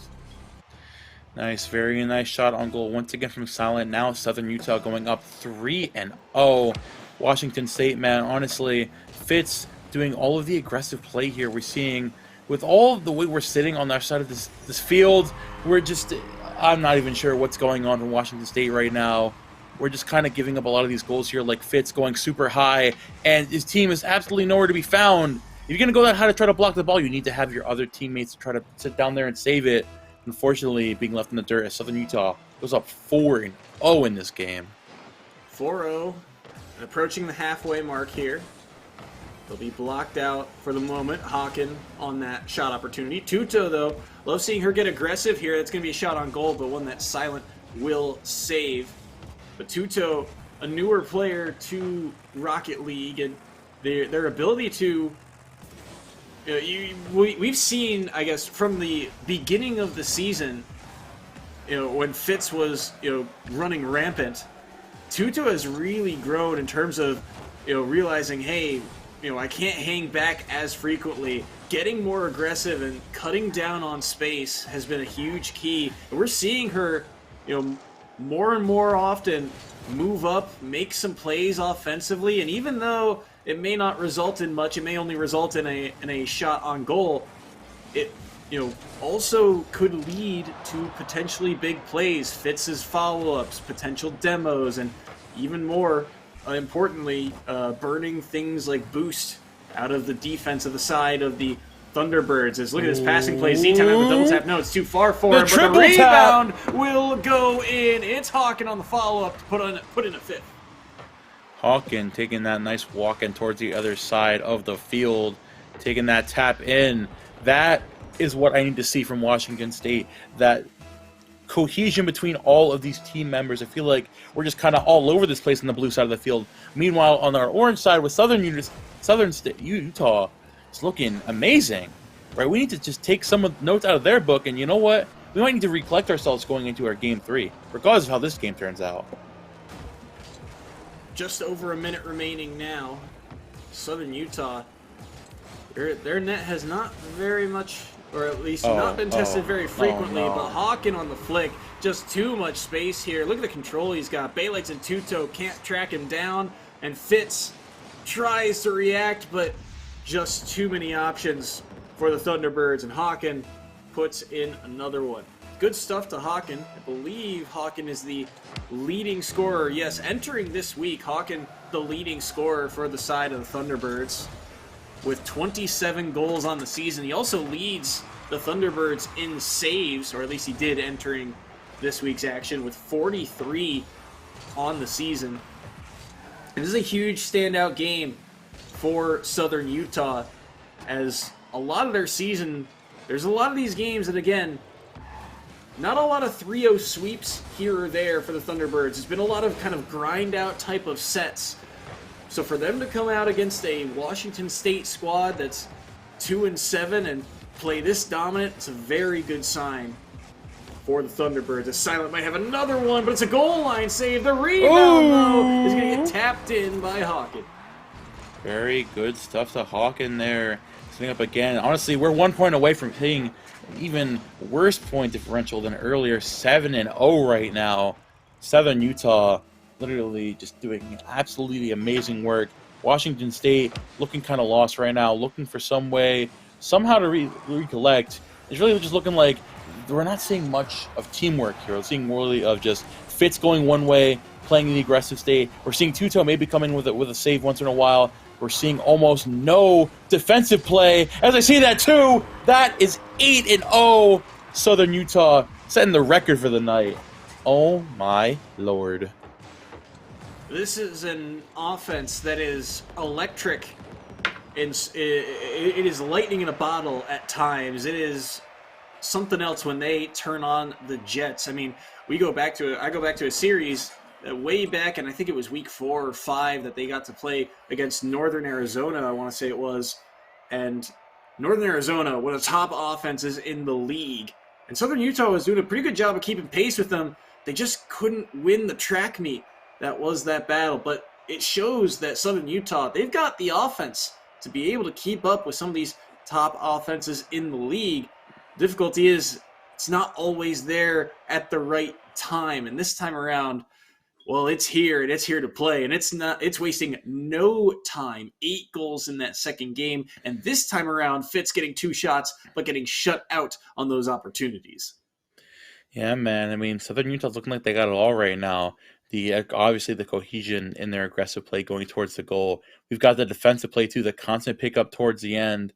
And Fitz, man, like, he was doing a good job finding those shots on goal, playing the aggressively for his team, but just we're kind of just sleeping at the wheel here in our goal. Washington State, I need to see a miracle right now, or else this set might go down in a 3-0 fashion.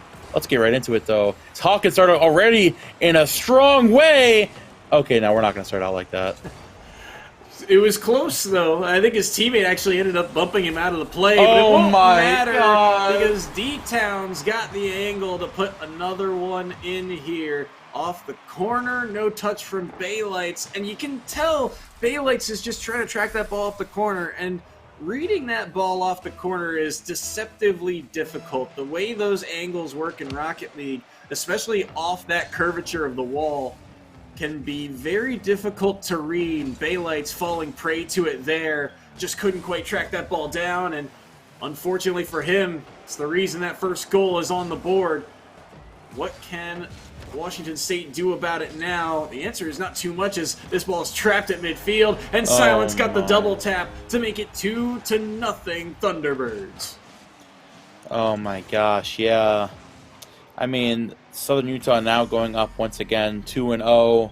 We're just seeing the same story time and time again, where we send it at one decent angle, we see the follow-up from Hawken, and then just the blue goal's left wide open. Oh, yeah. Honestly, what more there to be said for me? Like, Hawken, good job. You got it. There's a reason he leads this team in scoring. And he's I'm seeing that now. Golly. He is I mean, when you look at this team, I was talking about it earlier, this team is very well-rounded with, even though Hawken does lead in scoring and in saves for this squad, it's not by all that much, as Fitz nearly was able to tuck that one in. But you look at this team and how they play, a lot of their goals, I don't know if any of them this season are unassisted, really. Maybe a couple in this series in particular, but still, it feels like it is a team effort through and through when this offense comes alive. Silent in particular, good at facilitating, as I believe he leads this team in assists this season. Actually, no, yeah, it is Silent with 21 coming into this week. But the rest of the squad, D-Town and Hawken, just continuing to make plays, have the space to pull off these air dribbles. With 3:30 on the clock, this 3-goal lead holds. Oh yeah, Southern Utah is constantly keeping up the pressure. We're not seeing any of these players on Southern Utah really struggle in the slightest. They're not faltering at all, constantly just keeping it up. Whether it's Silent coming out of the back corner, T-Town coming in from the right, or Hawken coming in from the left, it's just there is no time to falter. There's absolutely no rest for the wicked, as Washington State trying everything in their power to get this back in their favor. And honestly, it's not looking very good for them, especially if you miss a shot like that. Bay Lights looking to somehow pick up the pieces there and finally singing it back towards Southern Utah side. Maybe we'll see a follow-up here from Fitz. Ooh, oh, never mind. Nope. Hansel holding this just fine. Looking for the shot on goal here, but Fitz again with the save. Looking pretty good off that wall. Can we see the bounce off here? Try to take the soul. D-Town now with the ball in hand. And there we go. Hawken coming in, flying in with those claws. He closed it out. Now with the lead of 4-0. Southern Utah looking as dominant as ever. Going to tap in the fourth with a little over half the game remaining here in game number 3. Looking through the schedule for these two, this is actually the third time I believe that these two teams have met this season. They met twice in the fall split. Both of those series were 3-0 sweeps for the side of the Thunderbirds, as what a save from Fitz. And he might have a chance at an open net here. Can he get this one on? Yes, he can. So you don't count us out yet. We still got plenty of time to get more on the board. They call that one the Fitz Blitz. What a play right there. Doing that shot on goal. Very good stuff to them. Now, finally scoring here after that long wait of 12 goals in a row without getting a score on goal. And now Southern Utah finally taking a little bit of a step back. Fitz showing his way once again, showing you still got it. Even if we're down 3 points, we're not faltering in the we're not really in the morale department. We're still definitely in this game. We're still Silent, and D-Town having absolutely nothing to do with it. Hawken not even going for anything fancy. It's kind of tapping it in there. But you know what? No work, no weary. Good job to him. Now going up 5-1 in this game. Another one on the board with under 2 minutes remaining. 5-1, like you said. Southern Utah feeling pretty good about them so far in terms of how they're playing against at least Washington State. Again, a team that they have had their number on since the start of the season. The chemistry between these three is also very much so worth noting. Even here, look at the pass to Silent as that shot nearly found its way on the net. But all three of these team members, I'm not quite sure how long they've all had the opportunity to play together for. Maybe a question that we'll get to ask them in their post-game interview, assuming this 5-1 lead holds on.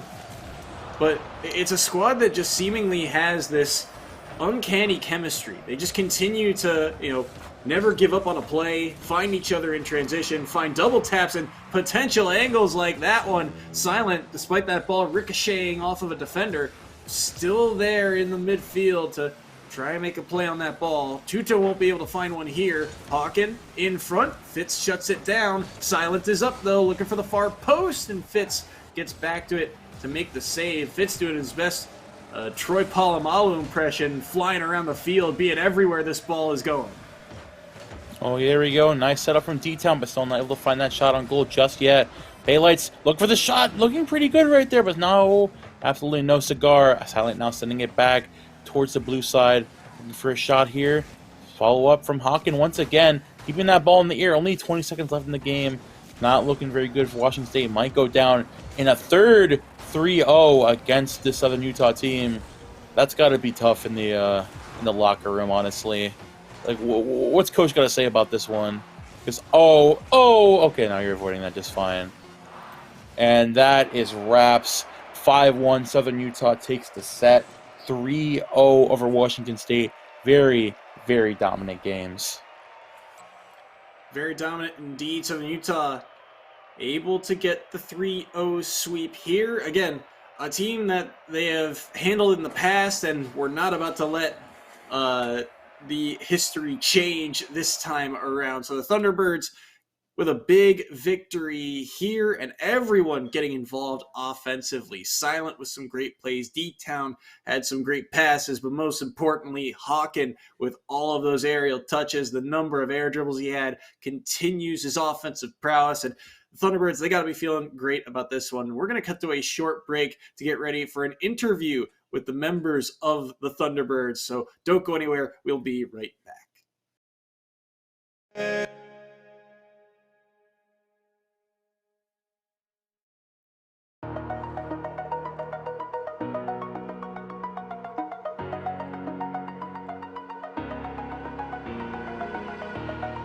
Over the edge, feel like I'm floating through the air. The pain I felt is paid for, all is said and done. Oh, I am restricted, fixed upon the web. I need to kick the habit that my mind is breathing in. Break out, I've got to see. Spent all my life holding all of it closely. I played it innocent, a feel of discontent. I'm finally facing it all, fearless.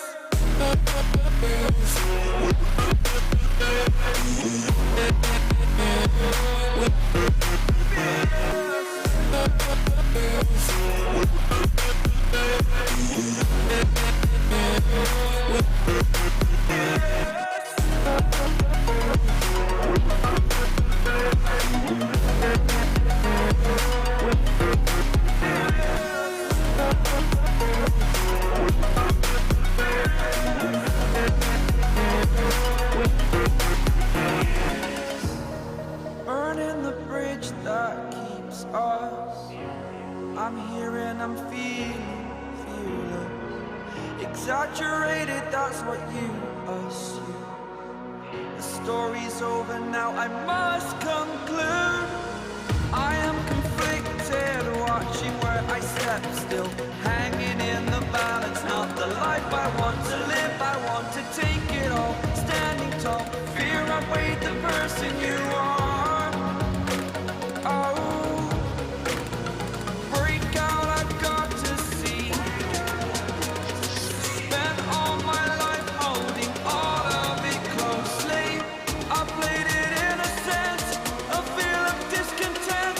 I'm finally facing it all, fearless.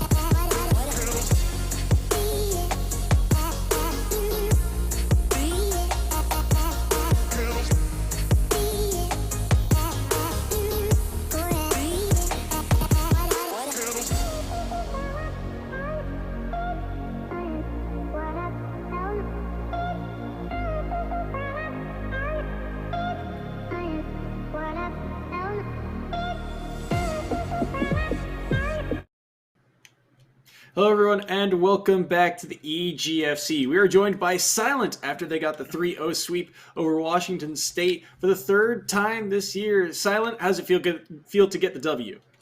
It feels good, especially after the past 2 weeks of close losses or losses that we feel like we could have come out with the win. It was tough to swallow those 2 weeks, but live, you learn, and you move on, and you take another dub. Yeah, and I mean, for you guys in particular, you're talking about how it's been a rough start to this kind of spring split. It's actually technically been a 3-week losing streak for you guys, but you've had some tough opponents, UTA in there as well, along with Butler, I believe, towards the end of that fall split. So, can you talk about those matches in particular, and why they were such a struggle and how you were able to bounce back this week?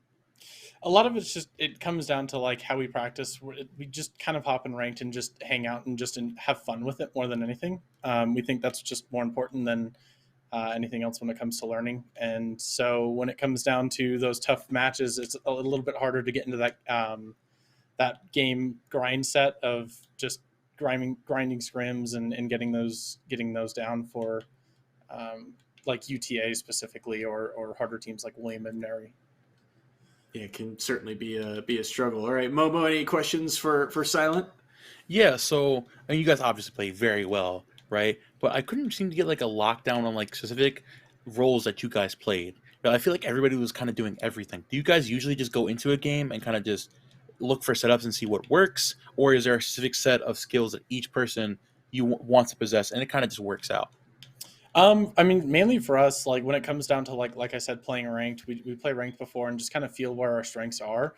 We're all very well-rounded players in the end. So it really comes down to what we're feeling good in, what we're feeling rough in, and we'll kind of bounce off each other well with that. So if one player is feeling comfortable with dribbling or aerials, we'll let them do that and then kind of help cover what they need to. Yeah, definitely. I could see there between games, you guys are definitely like communicating, doing certain things well. And it's kind of interesting too, because you just told us that like your team consists of a freshman, a sophomore, and a junior. Like, how does that play out? I feel like that's kind of a weird power dynamic within that team. It seemed they work out though. It's definitely been weird. D-Town and I have definitely lost. We had 2 seniors for our 2 other thirds the past 2 years. So we've been rotating through our third quite frequently while we've been, going through school and going up in our classes as well. So it's nice to have some fresh blood that's not leaving us right away. And it's really fun to kind of grow into a role rather than knowing you're losing that person in 6 months or whatever it is. Yeah, exactly. I could definitely tell there. I mean, once again, very good stuff. Hawken being your freshman player, very insane. You all played very well. Congratulations on the win. Of course, I'm going to throw it back to Soy here. Like, how are you feeling right now, man? I'm feeling fantastic. And Silent, thank you for joining us. I guess our last question for you while you're here in the booth with us, the classic. Would you like to shout out anyone while you're here? I mean, shout out to my team. Shout out to WSU. We're all really close with all the Wazoo players, so it's always fun to go against them and kind of banter back and forth and have some fun. But yep, shout out to teammates and Wazoo for sure. All right, thank you so much for joining us, Silent. Congratulations on getting the W this week, and we'll see you next week for your next matchup. Awesome, I appreciate it. All right, that's one in the books for us here, or at least one for me on this stream. Momo, I know you've been here for a little bit longer, but it's been a fantastic day at Rocket League overall, right? It's been an absolutely amazing time. Of course, like, again, I want to cast Rocket League even more, man. I had such a great time. Had 3 sets, all absolute bangers, some amazing players, amazing casters. Again, thank you, Soy, for accompanying me this last set. If you want to catch more of us, obviously catch me at Momo on the mic. Catch my boy Soy over here on his Twitter. And obviously shout out to Paz for running the stream. Thank you to him. Obviously very good stuff. We're going to be moving on with the stream. I think we're going to a quick break. We get a little bit of caster swap. We'll be right back.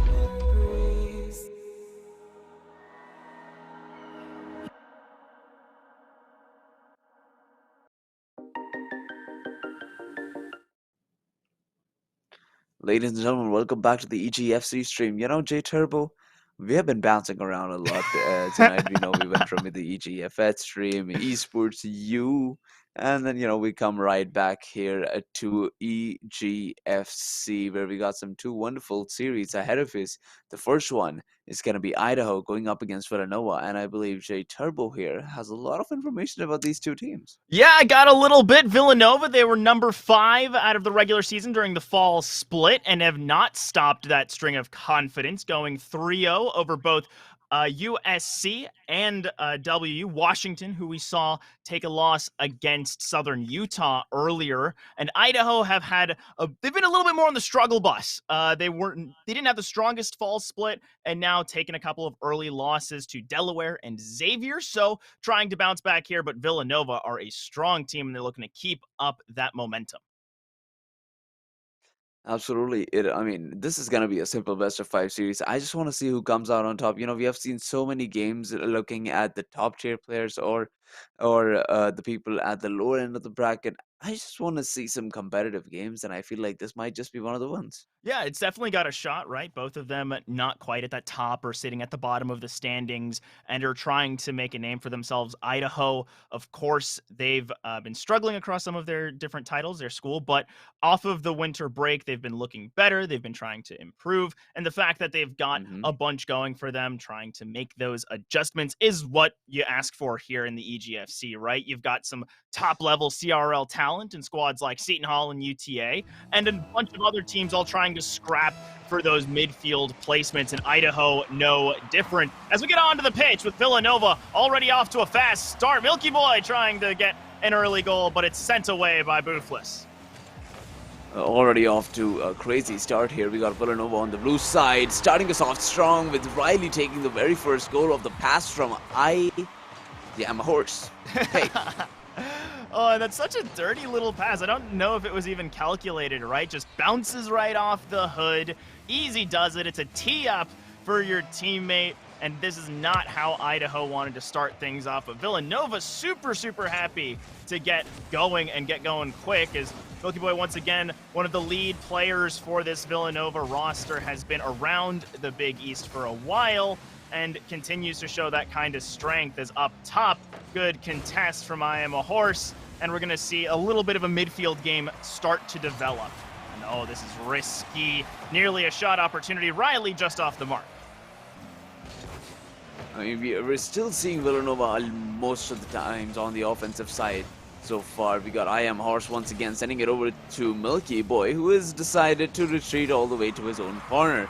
So Villanova still not willing to back down at the moment. University of Idaho are stuck in their own half, and Villanova seem to be taking complete advantage of the situation as Milky Boy puts yet another shot on target. And this is just unfortunate for Captain Bing Bong, sitting in the net, was trying to get set up and did just get caught with a screamer overhead. 2 goals already for Villanova, exactly how they wanted to start off this series. Try and keep that streak of 3-0s they've had recently going, as we saw a bit of a mid-air pass attempted, and this is going to be a big pinch that goes the wrong way. Jacob Ryan gonna snatch one back for Idaho.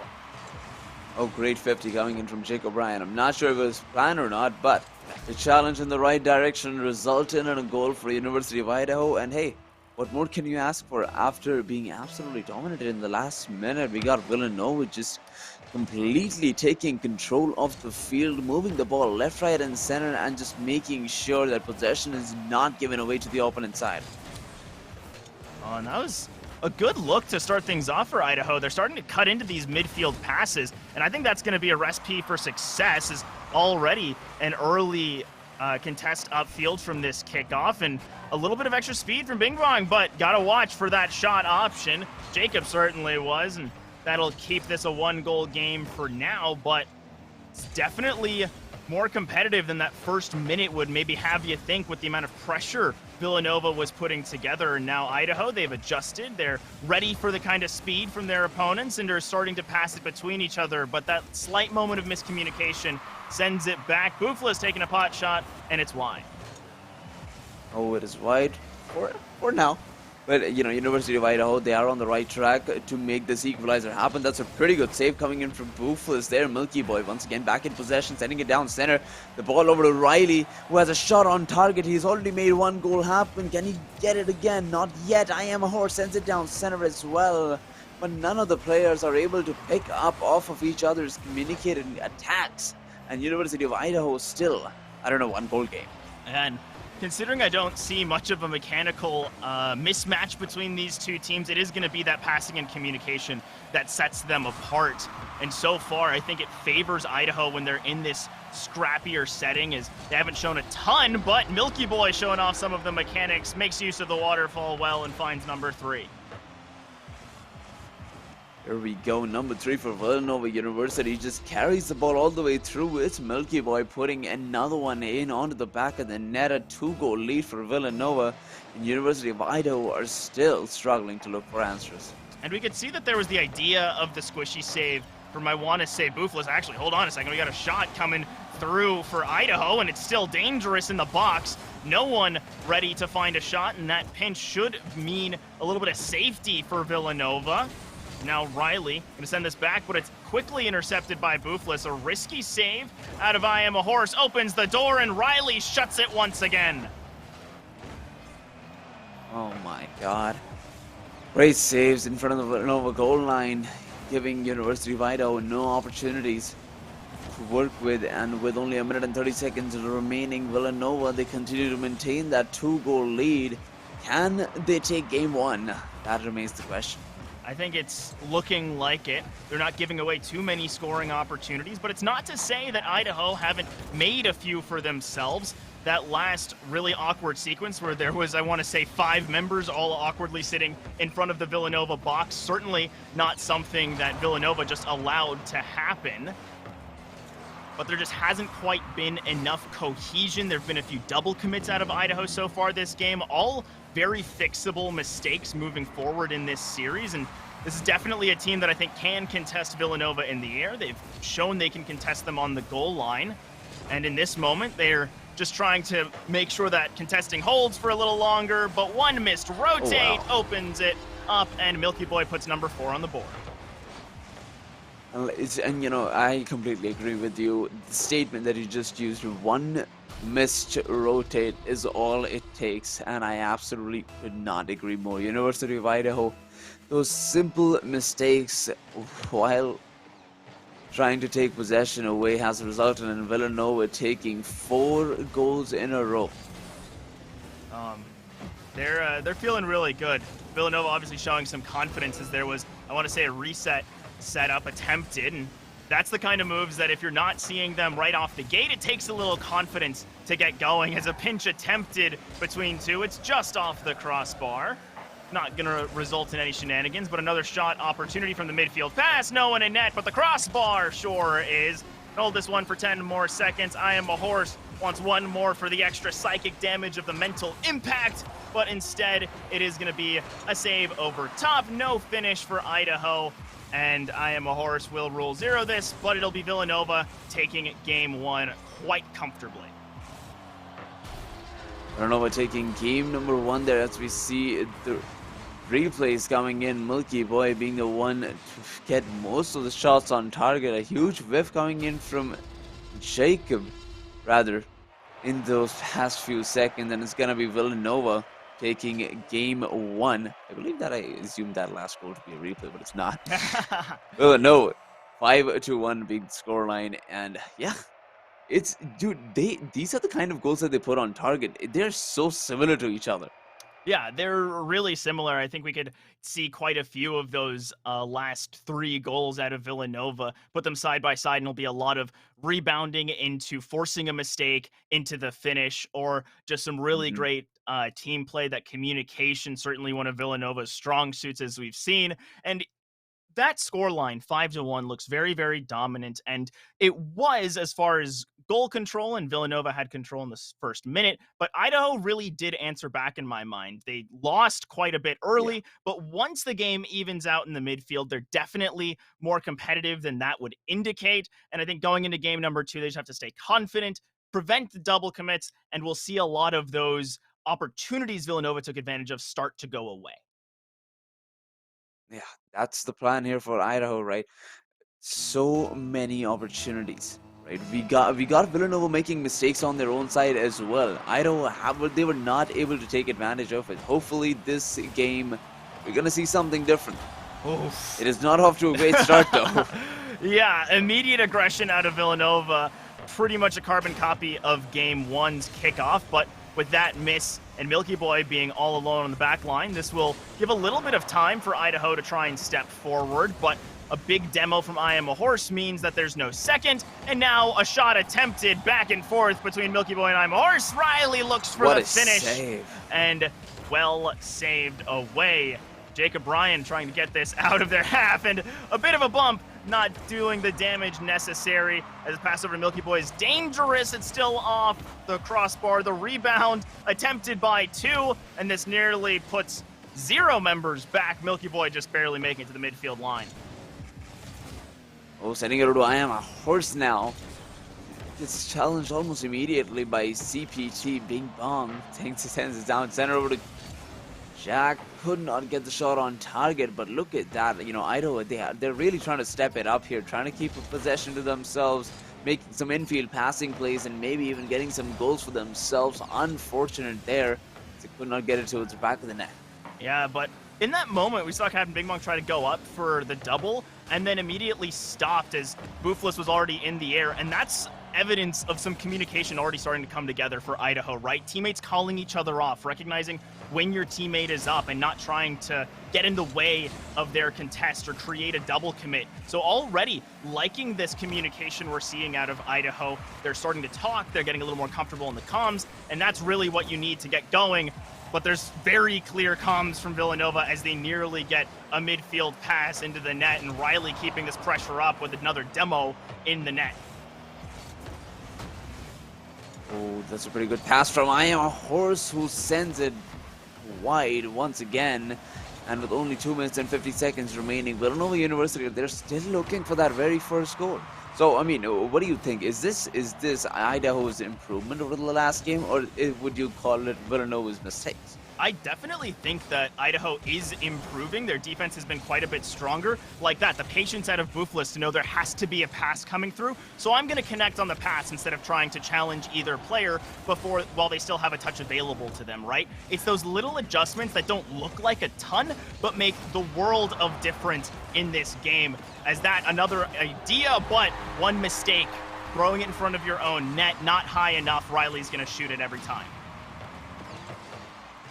Man, that was just walking through the demo, sending it over to Riley, and Riley's like, yep, this is just another walk in the park as he secures yet another goal. Villanova up by 1 with only 2 minutes remaining. And the fact it's been so low scoring gives me a lot of hope for Idaho as, oh man, that was a bit of a risky carry out of Jacob Bryan and nearly a big miss that could have turned into another goal. It's still not out of the danger zone as Riley just behind that, but all 3 members getting caught for the moment. So this will slow the game down for a second, give Villanova that opportunity to refuel on the boost. There's the rebound, and I Am a Horse comfortably grabs that. No initial touch means a goal for Villanova. What a shot coming in from I Am a Horse. They're reading it to perfection from the backboard and getting the shot on target. Villanova up by 2 now, facing University of Idaho here in week 1, and just that Milky Boy is gonna be the one putting yet another shot on target. That's so unfortunate. Just a millisecond faster to the ball means you're going to win the 50 and no one's going to be able to save it right away. Super, super unfortunate for Idaho with how good of a game they've been playing so far. To lose one like that and not be able to respond, especially as the time keeps ticking. We've shown that they've made some good adjustments on offense, but they haven't materialized, or they've made good adjustments on defense, hasn't materialized in that offense quite yet. But Villanova, they can just keep playing their game. They don't have to change much. Riley almost connecting on the shot. There's going to be number 3, and I Am a Horse putting up another goal.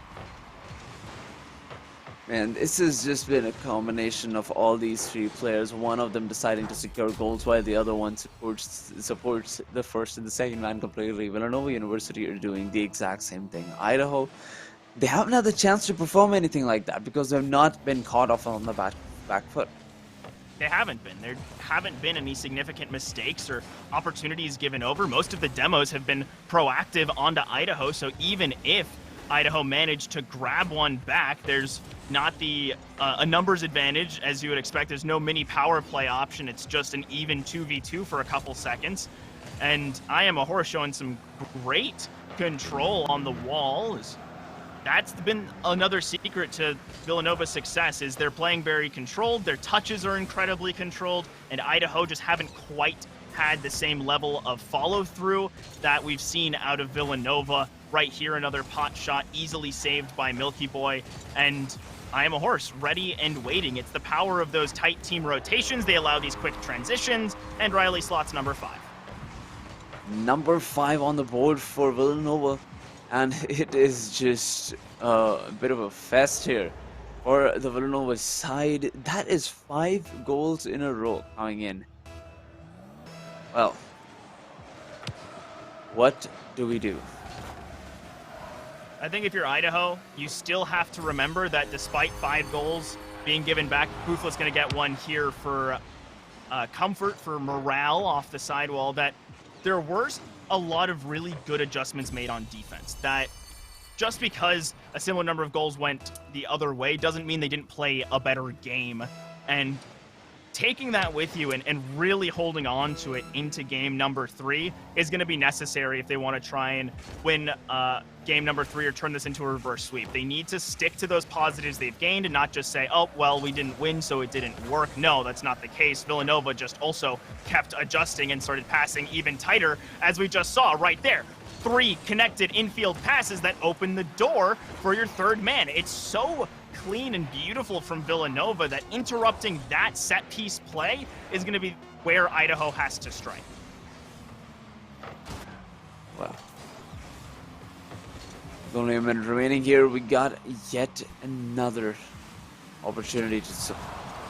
Okay. Well, completely granted, okay. They cannot do much with that ball there as the timer hits 0. Villanova takes yet another game in this best of 5 series. It is now 2-0 in the favor of Villanova, and I believe the first scoreline was pretty similar, 5 or 4-0 against Idaho. Yeah, I think it was 2 5-1s back-to-back, and this was still a much better game from Idaho. I'm reiterating it quite a bit because I want you guys at home to realize that these players are making adjustments. They're changing things. It's not just that, oh, they've got to be a little bit faster or any of those really simple perspectives that we might have on the game. This is a team that is trying their hardest. They're working really hard, and they're doing really well. That first half of the game looks completely different to game number 1, and it forced Villanova to change their play style, and so now Idaho has to be able to do it once again. And hopefully they're able to pull something off here. We shall find out soon enough whether they're able to get something going. But what do you think about this? What do you think about this Idaho roster? I think that they have a lot of potential. I think that they're already showing a lot of really good team fundamentals. They're showing a lot of really significant elements. What's going on over there, Flater? Everything all right on your end? My graphic card is making a weird noise. Yeah, I can hear that. That's very scary. I was gonna say, I hope everything's okay. If you have to handle that, completely understand. Want to make sure you can keep doing your job for future. But oh boy. So everyone give some love for Flater's graphics card in the chat that it won't explode on us. Fingers crossed. That is a pretty scary voice. So, yeah, it's real scary. So everyone send your love for Flater. We're gonna need it. All right, I'm gonna quickly restart my PC and yeah. So you guys are just gonna get me for a little while. We'll see you back here in a few, Flater. Hope that everything works out, and yeah, gone frozen, so it'll just be me for another minute. So I hope you guys like the turbo. I'll give you guys the turbo experience solo casting for Idaho Villanova's final game of the day. And I think of already said quite a bit about what I like to see change from Idaho, right? We know that their adjustments have been quite strong. They've managed to slow down this pace of the game, but Villanova have started to get a little more mechanical. They've started passing together in the midfield, and it's going to mean more, not just reactivity, but proactivity on spotting these passing lanes, shutting down the opportunities that Villanova are trying to put together. So often they'll have two players playing in parallel to give themselves those outlet options unless someone can just come from over top. Riley nearly making some magic across the backboard. So we're going to get another pinch down, so Idaho should be able to take advantage. Milky Boy with a nice reaction off the top to prevent that from being an early lead for Idaho. Certainly something they have yet to see this series and are looking for in this game number 3 if they're going to turn this series around already. A little more of that early pressure that we wanted to see. So excited about that. Happy to see it continue. Gonna give Riley a second here. Stepping up on the sidewall. Good contest from Captain Bing Bong. Always like to see them getting comfortable, getting a little more aggressive, and in that moment it was scary, giving Milky Boy that kind of space, so good recognition to cut it off, but we're seeing clear after clear sent straight back to the offense, and that was a very crucial contest to prevent there from just being an open net opportunity, as now I Am a Horse gonna have to send this one left, and we're already seeing Boofless getting a read on the direction of play Villanova want to take, but considering how committal Idaho have been on offense, it's been really a big issue as Boofless grabbing the read. A fantastic pre-jump to keep this one going. Milky Boy over top, gonna be an awkward save, and once again, kept out of the net. I don't know how this Spudsy roster has kept the ball going, but they have done a fantastic job holding it to 0-0 as we approach the end of the opening 2 minutes. Milky Boy over top. No immediate read. Squishy save attempted, and I Am a Horse opens the door once again. Starts things off strong. 2 minutes in. And Villanova being shut out for a little longer than they're used to. And Idaho, I really want to see them continue this kind of performance. It's kickoff number 2. Going to be a real determining moment. I think if Villanova managed to get that insurance goal scoreline, at least 2 in the lead if you're new to Rocket League, then they're going to be very comfortable moving forward. I don't see them giving away that kind of lead, but if Idaho can tie it up, be the next ones to strike, and well, moments like that are not how you do it, sending all 3 up for the same ball. A lot of that great communication we saw exhibited in game number 2 has started to fall apart here in number 3. As Jacob nearly finding the double tap off the defense. And it's that, moments like that we need more of as, Captain Bing Bong, I think you've just got to send it up straight, play for your own skill. But it still is working out for Idaho. Villanova haven't found a comfortable outlet option, so makes this position at least a little easier to hold at 1-0 for Idaho. And now a big boom to the backboard. Boofless looks for the double. I Am a Horse gets there first. And Jacob a little bit behind the play, and that missed touch nearly turning into a goal. 2 were up and neither can score. Still 1-0 as we approach the final third of this game. Jig Ryan over top, not quite able to find it. Boofless with the contest up high, and Riley wins it. It's 2 up for Villanova, and they are looking comfortable to clean up this series. Keep that string of 3-0s going. For anyone just recently tuning in, Villanova have gone 6-0 for map score, individual game score, however you want to say it, these past 2 weeks, and are currently sitting, and I want to say 6-2 in the score line, maybe a little higher than that, as they were top 5 last season and are looking to stay in that upper echelon of teams here in the EGFC during the spring split. Riley with some fantastic patience to force the defense to take an aggressive option, create some space for Milky Boy, and I Am a Horse to try and receive. And the rotations have just been so clean from Villanova. Riley's at the start of that play, finds his way at the back of it to get another one going, and nearly does with a setup for Milky Boy. These clears have been good, but a missed touch from I Am a Horse, nearly creating a free goal for Idaho. Unfortunately for them, not quite enough on it, not quite enough speed in response. And as this clock ticks down, it's looking worse and worse for Idaho. This game is getting further and further away from them. As we near the 30-second mark, that big pinch could be enough. Jacob was trying to get an extension with a touch forward, and instead it's Riley with a similarly attempted transition that gets saved as well.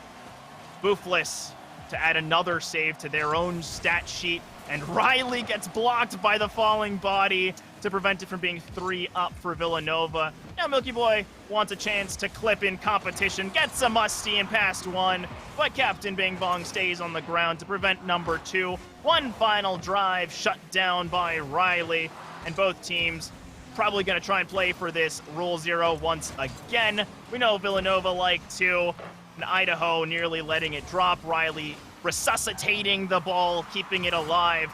Now moving towards the blue side of the pitch. Milky Boy will take a slightly too heavy touch, and it'll be a clean sweep for Villanova. And as we take a peek at the stats, 11 shots put up that game. While it was a much better defensive look for Idaho, you just can't quite hold on against that kind of barrage. They played coordinated, they played together, and I think that was the real secret to success for Villanova. Is, hey, it's just me, I'm all alone. Flater is merged into the background. That's okay. Hopefully the GPU problems are getting resolved. There won't be any major overheating. That guy has been working a crazy day. As he mentioned before, this is his 3rd broadcast of the night, so been absolutely killing it. So shout out to Flater there. And we're going to run to a quick break for trying to set up an interview with Villanova to hear from the winners.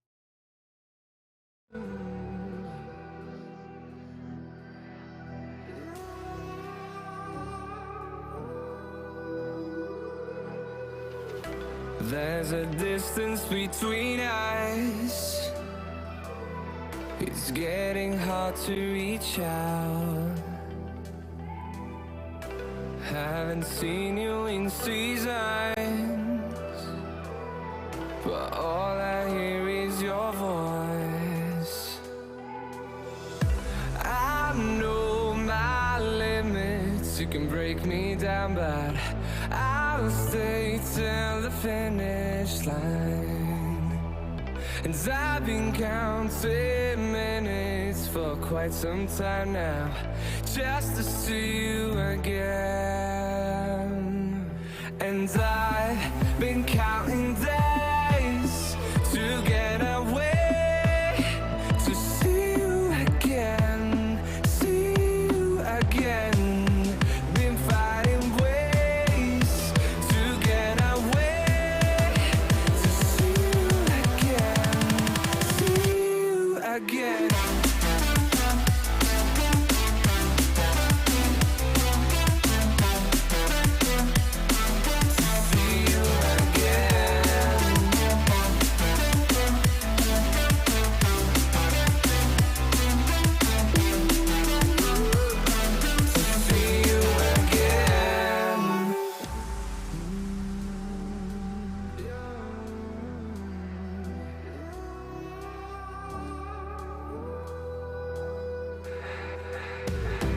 We got millions of reasons to let it all go. Hope we're not too broken. I know I'm not always strong,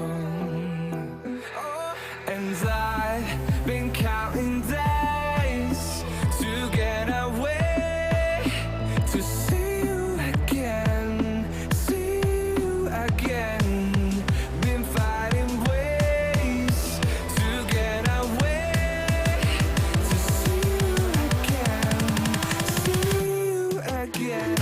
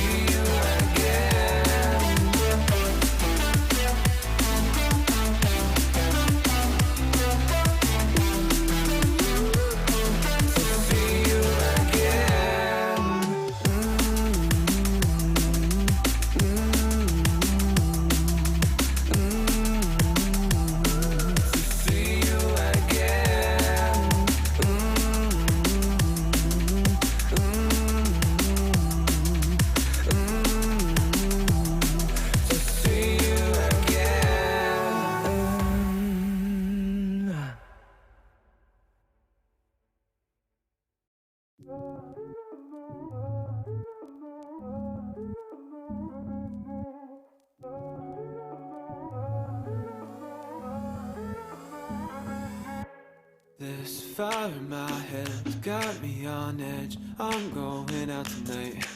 Faded on a thread. Don't know what's next. I wanna feel alive. I kissed a stranger in a white dress. She put a crown on top of my head. Said every king needs a queen in his bed. I said, hey girl, I'd like to stay here for a while, just. And welcome back. As normally you get 2 casters and 1 interviewee. Today we flipped the script and it's just me, and we've got I'm a Horse and Milky Boy, both from Villanova. How you guys feeling after that very convincing 3-0 win? Feeling pretty good. Thanks for having us. I felt like we played pretty solid overall, and we gotta thank our coaches and teammates for putting us here. That's amazing to hear. Already getting the shots. It's normally at the end. Come on, you're jumping the gun here, guys. But that series, you guys looked really, really good. And midway through, I was noting how from games 1 to 2, it felt like Idaho were starting to step up a little bit on defense. And then I saw you guys really start to coordinate your passes, get really tight in the midfield. Was that an active transition you guys made? Or do you guys just sort of play, let's figure out what option works and keep on pushing it? I can take this one. Sort of from the beginning, it felt like we were all just going for too many solo plays, and I thought it would be better if we all just decided to pass a little more. That's sort of our bread and butter, I'd say, this season. So I just thought maybe that little switch would fix things, and maybe we'd start to get more goals, and it sort of worked out for us. So. Totally agree. I also think this game's all about angles, and when you find the right one, it seems like everything just kind of falls together. And yeah, the first couple of games we just kind of just weren't on it. I guess we weren't totally warmed up. I think Milky Boy's right, a little bit too much solo play. But once you find those angles and you find those passing lanes, then everything seems to work out. Yeah, and as far as passing lanes, it was evident that you guys had quite a few. There were moments of you guys in the midfield that I felt like I was starting to see the inklings of a team that could start to match up like those Sam infield passes like Furia, where they're just bopping it in between each other, going for 80s. Is that something you guys practice, looking for those really insane stingers straight out the midfield? Yeah, I would say that definitely is. The game is reaching a level where it's hard to defend solo plays, but it's even harder to defend those really fast, quick camera snipping passes. And if those are effectively produced, then it's really hard for any defense to stop them. And for my last question, you used camera snipping right there, where in y'all's comms and in your mind, is it just a matter of the faster we pass, the faster we play, the better the game is going to be? Is that sort of the mentality, or is it we got to play to our opponents, let's change our tempo based on what we see in game 1 and then take it from there? I definitely think there's a certain level of like playing your opponents. Going into it, fortunately, my 2 teammates are both seniors, so they know a lot of the competition in EGF. Can sort of give me a breakdown of how each team likes to play usually. But we still sort of follow our own game plan, which usually involves us playing as fast as we normally can without losing the level of control that we have. So there's a good mix to it. Yeah, that is amazing. And it's great to hear from inside one of our top teams. And now it's y'all's time to shout out. So you already shouted out coaches and teammates. Anyone else you'd like to thank? Here's your chance. Yeah. So I know that Rocket League is a game in which we all like to play with friends. And shout out David. He's one of my friends that I began playing the game of Rocket League with. A very long time friend of mine, and I know he's on stream. So shout out David. For my shout outs, I want to shout out my roommate Leighton, my true Valentine for this year. And yeah, just a good roommate. Oh, the roommate shout out. Haven't had one of those in a while. Gotta love it. Absolutely great. Thank you guys both for coming on. It was pretty refreshing to see the sort of numbers inversion. Normally get 2 casters, 1 player. Now we got 2 players, 1 caster, and it was a great time. Thank you so much for coming on. Thank you for having us. And for all y'all at home, that's not our only series of the day. We're going to round out the night with Marquette up against Cincinnati. Stick around. Weakness comes and goes. I'm reaching out for the easy high. Please fortify this strength of mine. My weakness comes and goes. My weakness comes and goes. In hopes you chase away my fears. I'm on my own, you made it so, and now I'm chasing nightmares. And welcome back, and I've got a co-caster now, Flater! Figured out all the tech issues, so we are not having any computer explosions today. Happy to have you back, as we've got Cincinnati up against Marquette. Cincinnati and Marquette, you know, they've been together. They've been here on the EGF scene. Have been competing against each other for such a long time. It feels like a very long, renowned rivalry. And Cincinnati, you know, they have pretty good players. That's what I'm gonna. I'm kind of rooting for Cincinnati. And on paper, they're definitely looking really good. They were the #1 out of the fall split and are 1-1 in these last 2 weeks. So feeling pretty happy about that. And same for Marquette, except the opposite, where they struggled. They're at the bottom of the standings at the end of the fall split and now have gone 1-1 in these past 2 weeks. Both teams losing to UTK and Marquette picking up their first win against Howard. And you know, the reason why I say this is a rivalry because Marquette University has improved significantly from when we saw them this winter. So I'm really looking forward to Marquette University bringing in the fire that they have already brought in these previous games, going up against Howard, winning that game, and now going up against Cincinnati. It's gonna be a tough call, sure, but I believe in Marquette. I believe too. I think that beating Howard is just the kind of morale booster that this team needed, where they've been trying a lot of different things, they've been working really hard, and we saw in their game against UTK that they were starting to put some of that together, but it just hadn't quite materialized yet. As we are on the pitch, Cincinnati on the blue side and Marquette on the orange, as little bit of contesting right out the gate. It's a bit of a ping pong action. The ball hopping around in the blue corner, finally cleared away by Barry. This is picked up once again by C-Jack, who's trying to pinch this away. Is not going to be getting it anywhere, and Barry will have a free ball to work with. I'm not sure why people are not going for the possession plays here. Ezio with a double touch and establishing dominance here in the early few seconds of this game, and University of Cincinnati go up by 1. I think this is just some early nerves out of Marquette going up against a team that's high up on the leaderboard. Both players sitting back in net. At least one of you has to be running up to contest that, and the second maybe finding another option, but staying still is not what you want to do. You need that momentum moving forward. As Ezio looks for the reset, doesn't need it, takes it on the ground. Quick 2-0 for Cincinnati. Just with the smoothest of the ways of going up, missed the flip reset, it doesn't matter. He's gonna catch the ball back right onto his trunk in the next few seconds as it hits the ground, and University of Cincinnati are now up by 2. Oh, Marquette, this is a chance to take a goal back. They did have the kickoff advantage, but D-Hax is gonna take it right back to the other side. No second touch for him, and the clear is gonna come in from Red Hawks. Ezio, we've already seen what this man can do. Looking for a pass down center, but players already back in their own half.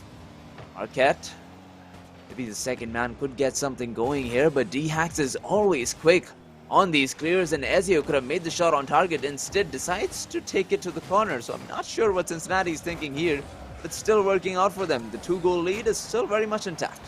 I think that's just a moment where you'd rather play safe than go for a slightly riskier option. As we are going to see a save out of the Marquette goal. Both players going up for that, meaning there's not too much. It's calculated back pass. Don't worry. it gives a little space over to D-Hacks, and that's one little playstyle adjustment that you're going to see in a lot of these very confident, very well-coordinated teams, is being willing to go for back passes that look like weak shots on your own net, right? You're giving your teammate a little more space to try and get a setup, or you're giving them the opportunity to pop something forward and go for a solo play. It's something you do tend to see more of the higher level you get, because teams realize, hey, we're not going to miss the ball and wind up getting an own goal. We're just going to be creating more opportunities, but also you can create these fast transitions where Barry nearly slots it in from the side, but a big miss means that Marquette are on the board. And a big miss is exactly what they needed to get that morale back. You know, University of Cincinnati, they are humans as well. They can make mistakes. And it's up to Marquette to find out where those mistakes happen and capitalize upon them. This being an obvious choice, but now, you know, they're only down by 1. University of Cincinnati, 2-1 is the current scoreline, and MU are going to be starting off with possession. Oh, no. Never mind. Oh, Never mind. I no. really thought that the possession would be stolen away there in the corner itself, but it seems like Barry. What is that touch? Oh, disgusting off the ceiling. I don't think anyone on Marquette, I wasn't ready for that option. Why would they be ready for that option, right? It doesn't feel real. It felt like Barry gets a missed touch and salvages it out of nowhere. D-Hacks with a missed flip means Barry can just snatch it up 4-1 on the board. Who's this man? Just Have you seen him despicable. before on the field? I've seen Barry before. It's very, very strong. I've only seen him once. So maybe that's why. Don't know everything that he's got up his bag of magical tricks, right? What he's got up his sleeve. So far, it's been a lot of strength. That's a suitcase of offensive arsenals. What is this, man? I wouldn't call it a suitcase quite yet. Maybe if he finds something off the side here, I'll let him check that bag, not make it a personal item. But this time, nearly a missed touch, a clear all the way back. Could have turned into a Marquette goal just off the post. D-Hacks, this time denied midfield. Game slowing down just a bit, but Cincinnati still look to be very much in control. Oh, Ezio, that's a pretty good touch there, trying to get this rolling back on the orange net. D-Hacks. The flip fails to roll into the ball there, and Ezio will be sending it onto the sidewall. D-Hacks quick on the flip off the wall, sending it over to the third man. And it's D-Hacks putting the 5th goal on target. A 2-man passing play here to get another goal for the University of Cincinnati. And Cincinnati, they're just having fun at this point. They are rearing and ready to go. No warm-up period.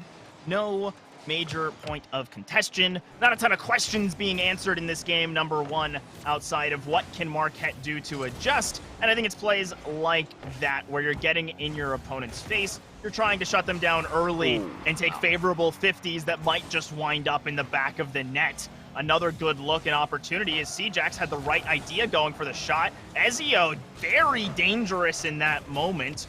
Fortunate to clear that one away, but it still leaves this in dangerous territory as Marquette finally on the offense and are going to be happy for something, but you've got to be quick on the rotate, otherwise you might just get scored on. A very tight rotate for Red Hawks to prevent that from being another score. Oh, gotta be careful. You got to be careful in these last few seconds. Marquette University, you gotta have some momentum going into game number 2, and going down by 4-goal lead already is not the best start. D-Hacks in possession, sending it over to Ezio. Can he keep it with himself for long periods of time? We'll find out. That's a good catch there. And a flip reset going off the ball, but it just doesn't connect.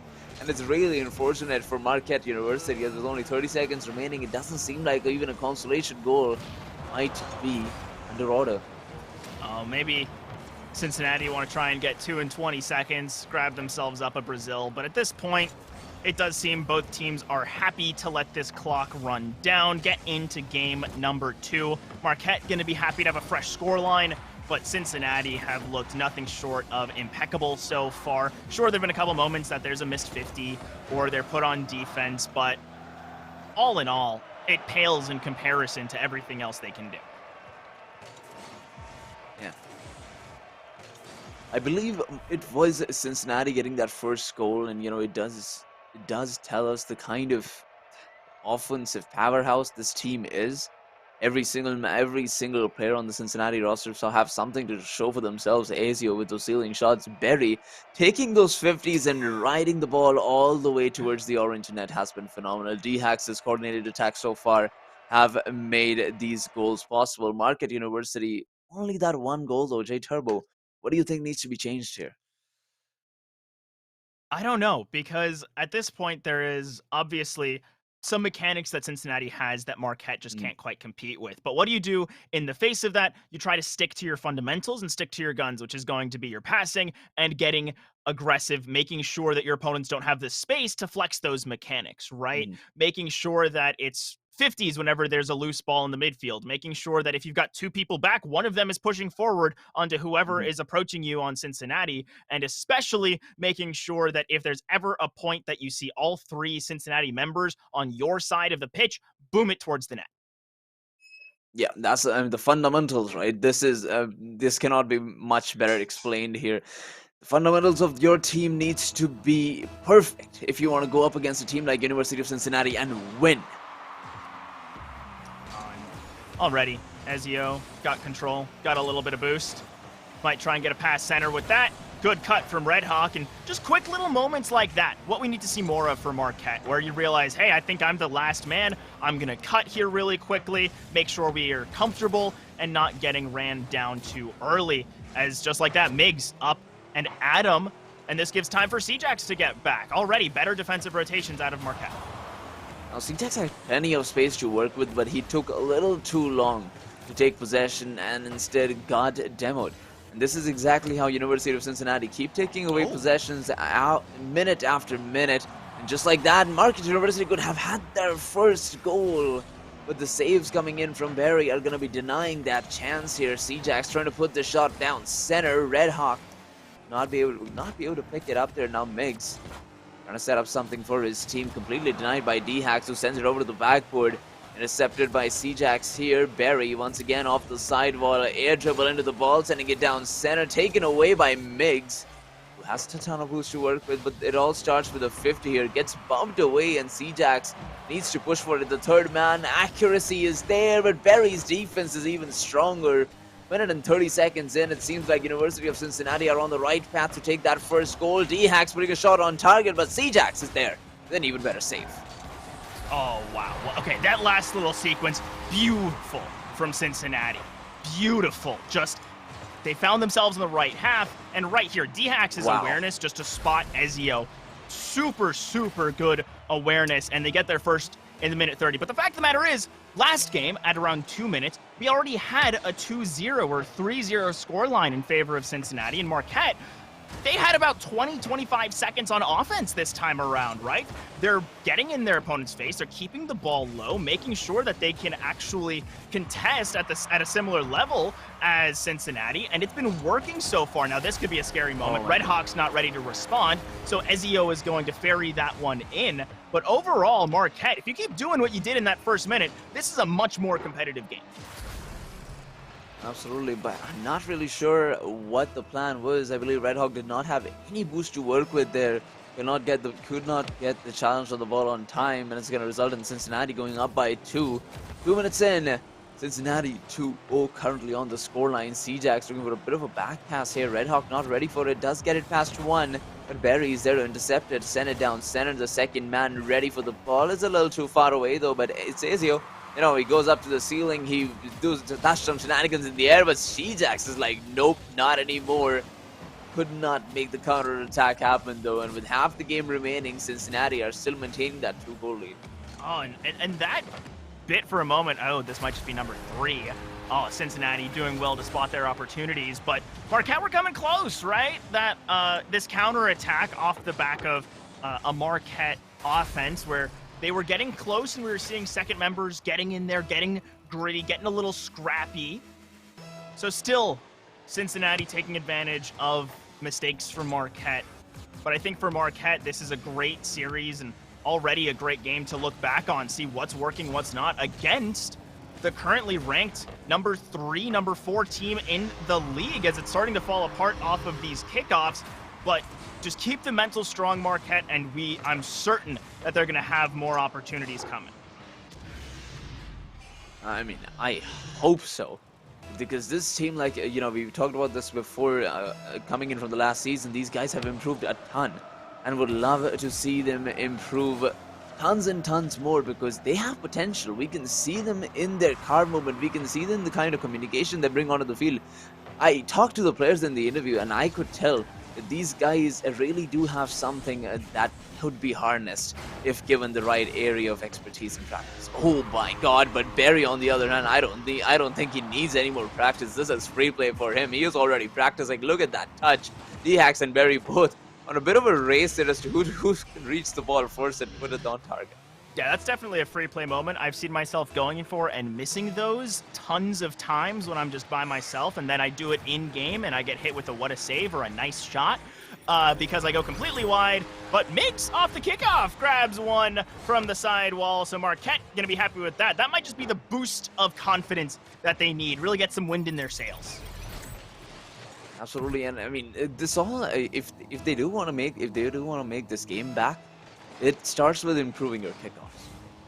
It starts with improving your kickoffs, and that's not just making a favorable kickoff. That's just making a kickoff that you make sure is going in on the other side. Barry, and he figured over one. It seems like he already has Red Hawk. However, Wick to turn the direction of the ball there could not keep it out. Could not keep up with the D-Hacks, and now Ezio. Everybody wanting a piece of that ball, sending it into the blue corner. It's D-Hacks with a lot of boost to work with, trying to get it past one, which he does. Barry is going to be taking it past the other, sending it over to D-Hacks. A pinch opportunity towards the orange net is going to give Cincinnati the 6th goal that they need. Oh, and while that might look like a goal steal here from D-Hacks, it's absolutely necessary. If that ball continues on its trajectory from just a touch from Barry, that's a save. D-Hacks comes in, gets the extra little bit of momentum, and that trajectory change, it's a goal. I mean, that second touch from C-Jacks was absolutely necessary to make sure the save didn't happen, which it didn't. Great plays coming in from Cincinnati here, trying to pull out some of the fancy things that we do not see every day here at EGF. But looking to make more, looking to secure that Brazil scoreline. It's Barry off the backboard. I believe that was more than 2 touches. Get that double touch going. Look at that by Barry. 7-1 being the scoreline, and Cincinnati have taken a trip to Brazil. He's got the in-air movement, and we're not playing Valorant, so why are we in Sao Paulo? Honestly, that's what I'm saying. But Ezio gonna add one back, 8 up, so maybe they want a new international flight. Give one to Marquette, send us to Barcelona. Could have a nice little trip in Spain. That could be fun, but Cincinnati, super impressed with what they've shown so far against Marquette. This is game number 2, so there is number 3 for Marquette to try and reset. And I just want to see them do their best to contest their opponents on the ground, keep this ball as low as possible, because when they're able to hold on to possession in the midfield on the ground, it's a lot scarier because Cincinnati are obviously more comfortable in the air, as we're seeing Ezio and D-Hacks up.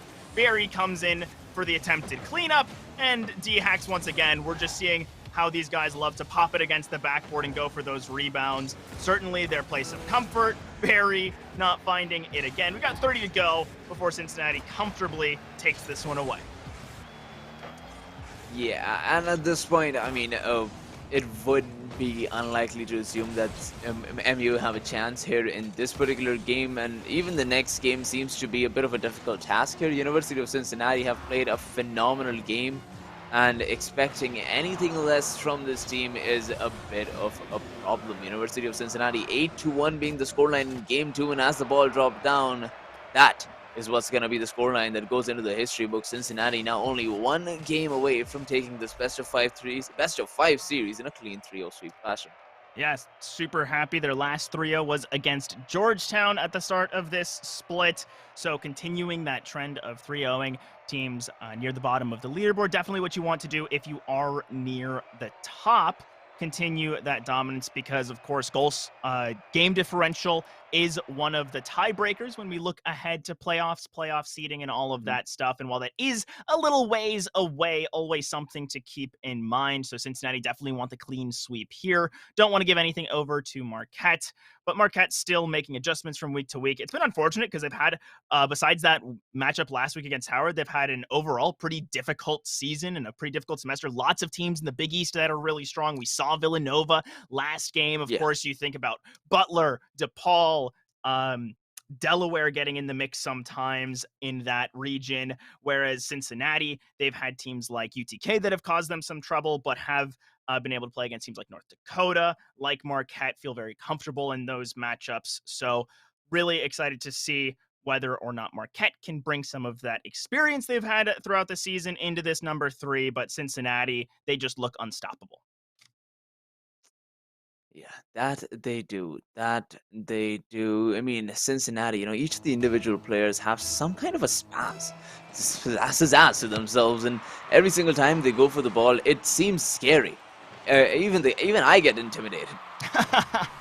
Oh, yeah. Who wouldn't be intimidated by Barry just rolling up and running all over you, getting a double tap on your net? I wouldn't be here for it. I don't want to see it as DX takes it away from his own teammate. Starting things off a little bit friendly is Marquette. They've got a clean slate. They have an opportunity to try and do some damage, at the very least to the Cincinnati Egos, if not to their score line. But Ezio going to keep this one dangerous over the orange box. C-Jax with a nice clear, and we're going to need to see some movement out of Marquette. Instead, it's a pass away from your own teammate, D-Hax, and this leaves the ball floating right in front of the box. D-Hax still with no boost. Mig's going to snatch that one away, and Ezio with a shot and a score. First goal finally coming in from the University of Cincinnati side, all because of the pass coming in from Miggs and Ezio with a bullet of an angle from the orange corner, putting in the very first goal for the University of Cincinnati. It's more of the same, right? They're just keeping to their playbook. They're keeping it high. They're keeping themselves dry and making sure Marquette are not able to get out of their own half. It's textbook control. You want to be able to limit your opponent's moves as much as possible, and they've isolated that popping it up is going to limit Marquette's movement to the maximum. As D-Hack's now behind enemy lines. Don't think they'll be able to do much here with a very little boost. Instead, it's just going to get pinged back to their own corner and the opportunity. But C-Jax not able to connect. Now D-Hack's on the transition. Narrowly sneaks past Red Hawk. Oh, now it's Barry looking to get it past one, and he went for a bit of a cheeky play, trying to drive under the defender. Did not work out well in his favor and gives Cincinnati yet another chance to make it happen, unfortunately. Not meant to be. Still, that 1-goal lead seems to be pretty much intact. Let's see what they're able to do with it. Ooh. So far, it seems control's the name of the game, but Miggs gives us the first tie score we've seen so far. A little low 5 from the teammate. Love to see it. And right here, this is just Cincinnati getting a little, I'm going to say, arrogant for that kind of cross where it's pretty dangerous if your opponent is faster. Of course, there was a teammate ready to receive, but you've got to remember there's always the option for your opponents to get there that much quicker, and with it being so squared open, Miggs slots it well. And now this is Marquette up even, and they have a real chance to try and do some more damage this game, take one back, even the whisperings of more, but still, got to take this 1 game, 1 goal, 1 possession at a time, and so far, the name of the game is going to be keeping D-Hacks and Barry away from scoring. All right.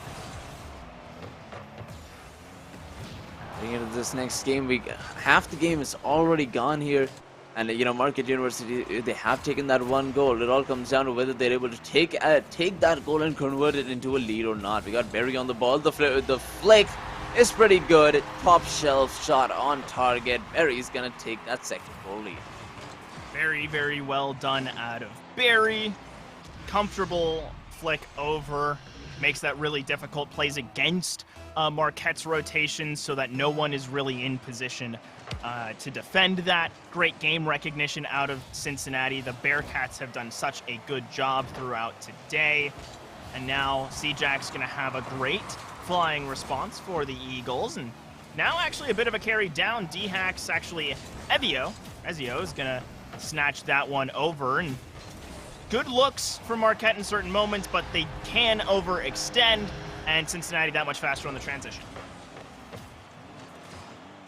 Well, just like that, University of Cincinnati have taken 2 goals in a matter of few seconds. Is this even surprising?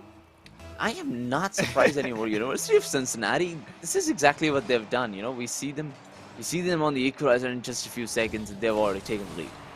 They were the number 1 in fall for a reason, right? They have really impressive mechanics, as we've already seen sort of flashes of brilliance out of each of these individual players, but their team play, I mean, we think about the 1 goal they gave up this game, and it was off of a passing play. It was off of awareness of where your teammates were, and that's just D-Hacks having fun on an empty net. But the fact of the matter is, if your only goal against you has been from you passing a little bit too much, that's a good place to be in college Rocket League, because it means you're actively passing, you're actively aware of your teammates, and it was a very tight beat that Marquette managed to have. So it's not even as though it was some fadeaway that was just handed to your opponents. It was a moment that had to be contested, and some great recognition from Marquette. And now Cincinnati, they just have been running over it ever since. Oh, that's a pretty good touch coming in from Barry. Can he get the shot on target? No. Oh, open net. They keep hitting the backboard, but Miggs is gonna find the goal that he was looking for. An open net, yes, is exactly what's he gonna get after that clear from the flick coming in from Miggs there. 1 minute and 14 seconds remaining. Marquette University are only down by 2. And Marquette finding moments that Cincinnati is getting over aggressive or losing their fundamentals, right? Where they don't have someone back for that kind of clearing option, and their third man getting a little too over aggressive without a teammate to help. The fact that Marquette are reading those moments and taking advantage of them is definitely something they're going to need if they want to scrape out of the bottom of the standings during this spring split. I think that's a great point to focus on as a team, is just making sure you take advantage of those moments whenever they come. As Ezio with a nice setup and a better save from Miggs to pop it up off the backboard. And with everyone committing to that play from Cincinnati, it means they've got to race on back as the touch from the ground from Miggs, and somehow it's a 1-goal game with 36 to go. Okay, just like that, it has been turned into a 1-goal game off that amazing. I'm not sure what happened there, but seems like it just calculated. Yeah. Spam the quick chat, everyone in chat. Calculated capital C, 1 period. And I'm sure all of you have memorized you know what it would from your be ranked games. You know what would be a lot more calculated? Yeah. Taking the game here, then taking the series, and then call it easy. Let me see it. I'm here Let for me it. see that, yeah. I want the return story. I mean, we've seen games at the highest levels where there are like 8-0 scores. I remember, I think it was a Penn State CRL game where they won 8-0 and then lost the rest of this series. I think it was to Ball State. So it's crazy how there can be some of those kinds of scorelines, but now with the clock ticking down, Marquette are going to have to rule 0 this one and march it all the way across instead. It looks like D-Hacks wants it instead. Barry's going to get the goal credit off that final shot, and Cincinnati pick up our final game of the day. So unfortunate there. 1 goal is all it took, and University of Cincinnati took it by force there as the timer hit 0 seconds. Cincinnati hit the winner title of this series 3-0 against Marquette University. It's your winners, University of Cincinnati, Barry, Ezio, and D-Hacks. And you know, I just have to say, Barry got a new fan. Certified Barry fan inflator. Love to say, I mean, I'm a certified Dolphin fan. What can I say, right? I love the guy to William and Mary. So we all find our favorite players to root for, as we are going to get set up for an interview in just a few moments. So for our final word of the day from the winners, we'll be right back.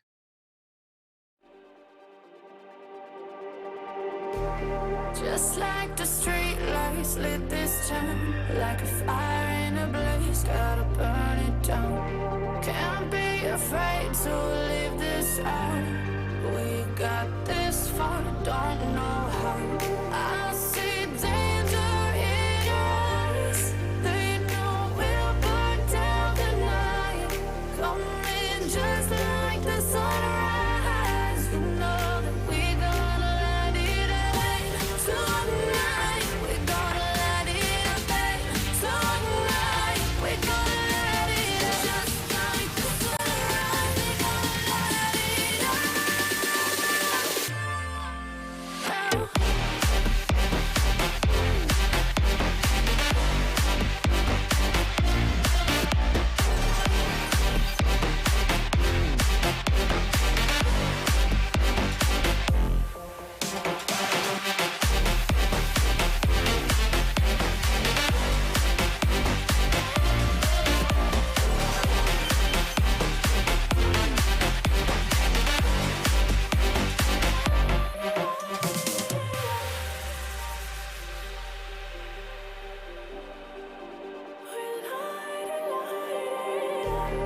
just like a spark that's breaking out. Can't make a stop, can't turn back now. We know that there's no room for doubt. No, we can't turn back now. I see danger in your eyes. They know we'll burn down the night. Coming just like the sunrise. You know that we gonna light it up tonight. We gonna light it up, babe. Tonight we gonna light it up just like the sunrise. We gonna light it up now.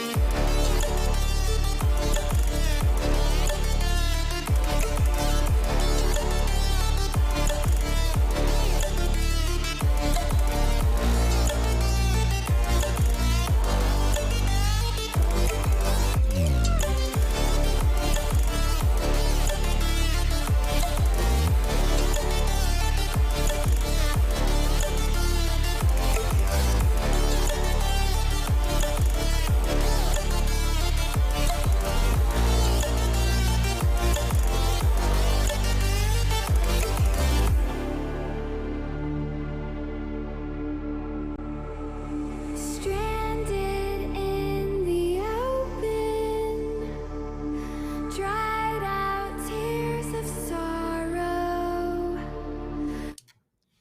Welcome back for the final time tonight as we'll close the show with a word from D-Hacks. How you feeling after that winner? Yeah, it was a great win, great team win. Love my teammates, obviously. Thanks for having me. Absolutely. And, D-Hacks, I just got a few questions for you. Who is Barry?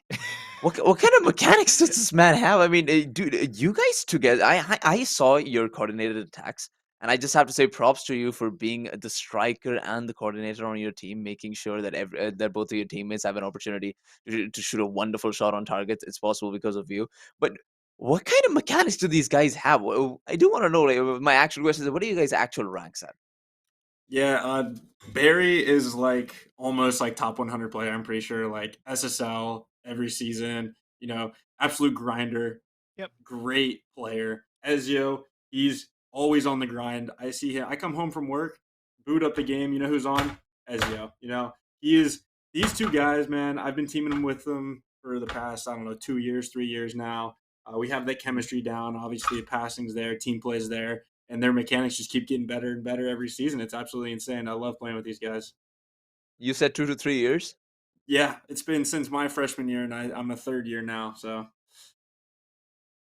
Turbo, now Wow. that's a long time in esports years. Yeah, that is a long time. You guys have been together like where's the retirement home for that team as it feels in esports years? The roster sticking together for that long. Is the secret just that you guys have sort of gelled from the start, or you just happen to all be starting school at a similar time? We just kind of gelled. I know I'm the youngest out of us three, and they took me under their wing early on, and ever since there we've been playing. We've had a little hiccups, obviously, as teams do, but yeah. Yeah, I was gonna Oh, say. absolutely. J Turbo, this is the kind of team play communication that we want to see from every team. And you guys become an inspiration, not just because of your ability to play the game, but being an absolute monster of a team, even as players themselves. And well, I'm not gonna take too much of your time. Do you have any more shoutouts before you take a leave? Yeah, I mean, shout out to our other teammate Sai. I'm sure he might be watching from wherever he is. He's Mhm. also cracked on the sticks, absolutely crazy. But yeah, shout out to obviously all of University of Cincinnati. Love my boys, love my teammates, and everybody supporting us there. It's great to hear. School support back from the team, everything you could ask for. Thank you so much for joining us, D-Hacks, to close out the night. Thank you guys so much. And all y'all at home, thank you for tuning in. But this is unfortunately the end of our broadcast. Flater, as always, we got to cast together twice, had a little bit of a hiccup midway through, but it worked out. First on EGFH, then again on EGFCs. Great having a work day together with you, bud. Absolutely, you too. This was a lot of fun. We will be back next week with more Rocket League action. And before that, we'll have some Valorant for you guys as well. So if you guys are interested in clicking some heads, be sure to hit that stream. But we'll see you guys very, very soon. This was EGFC.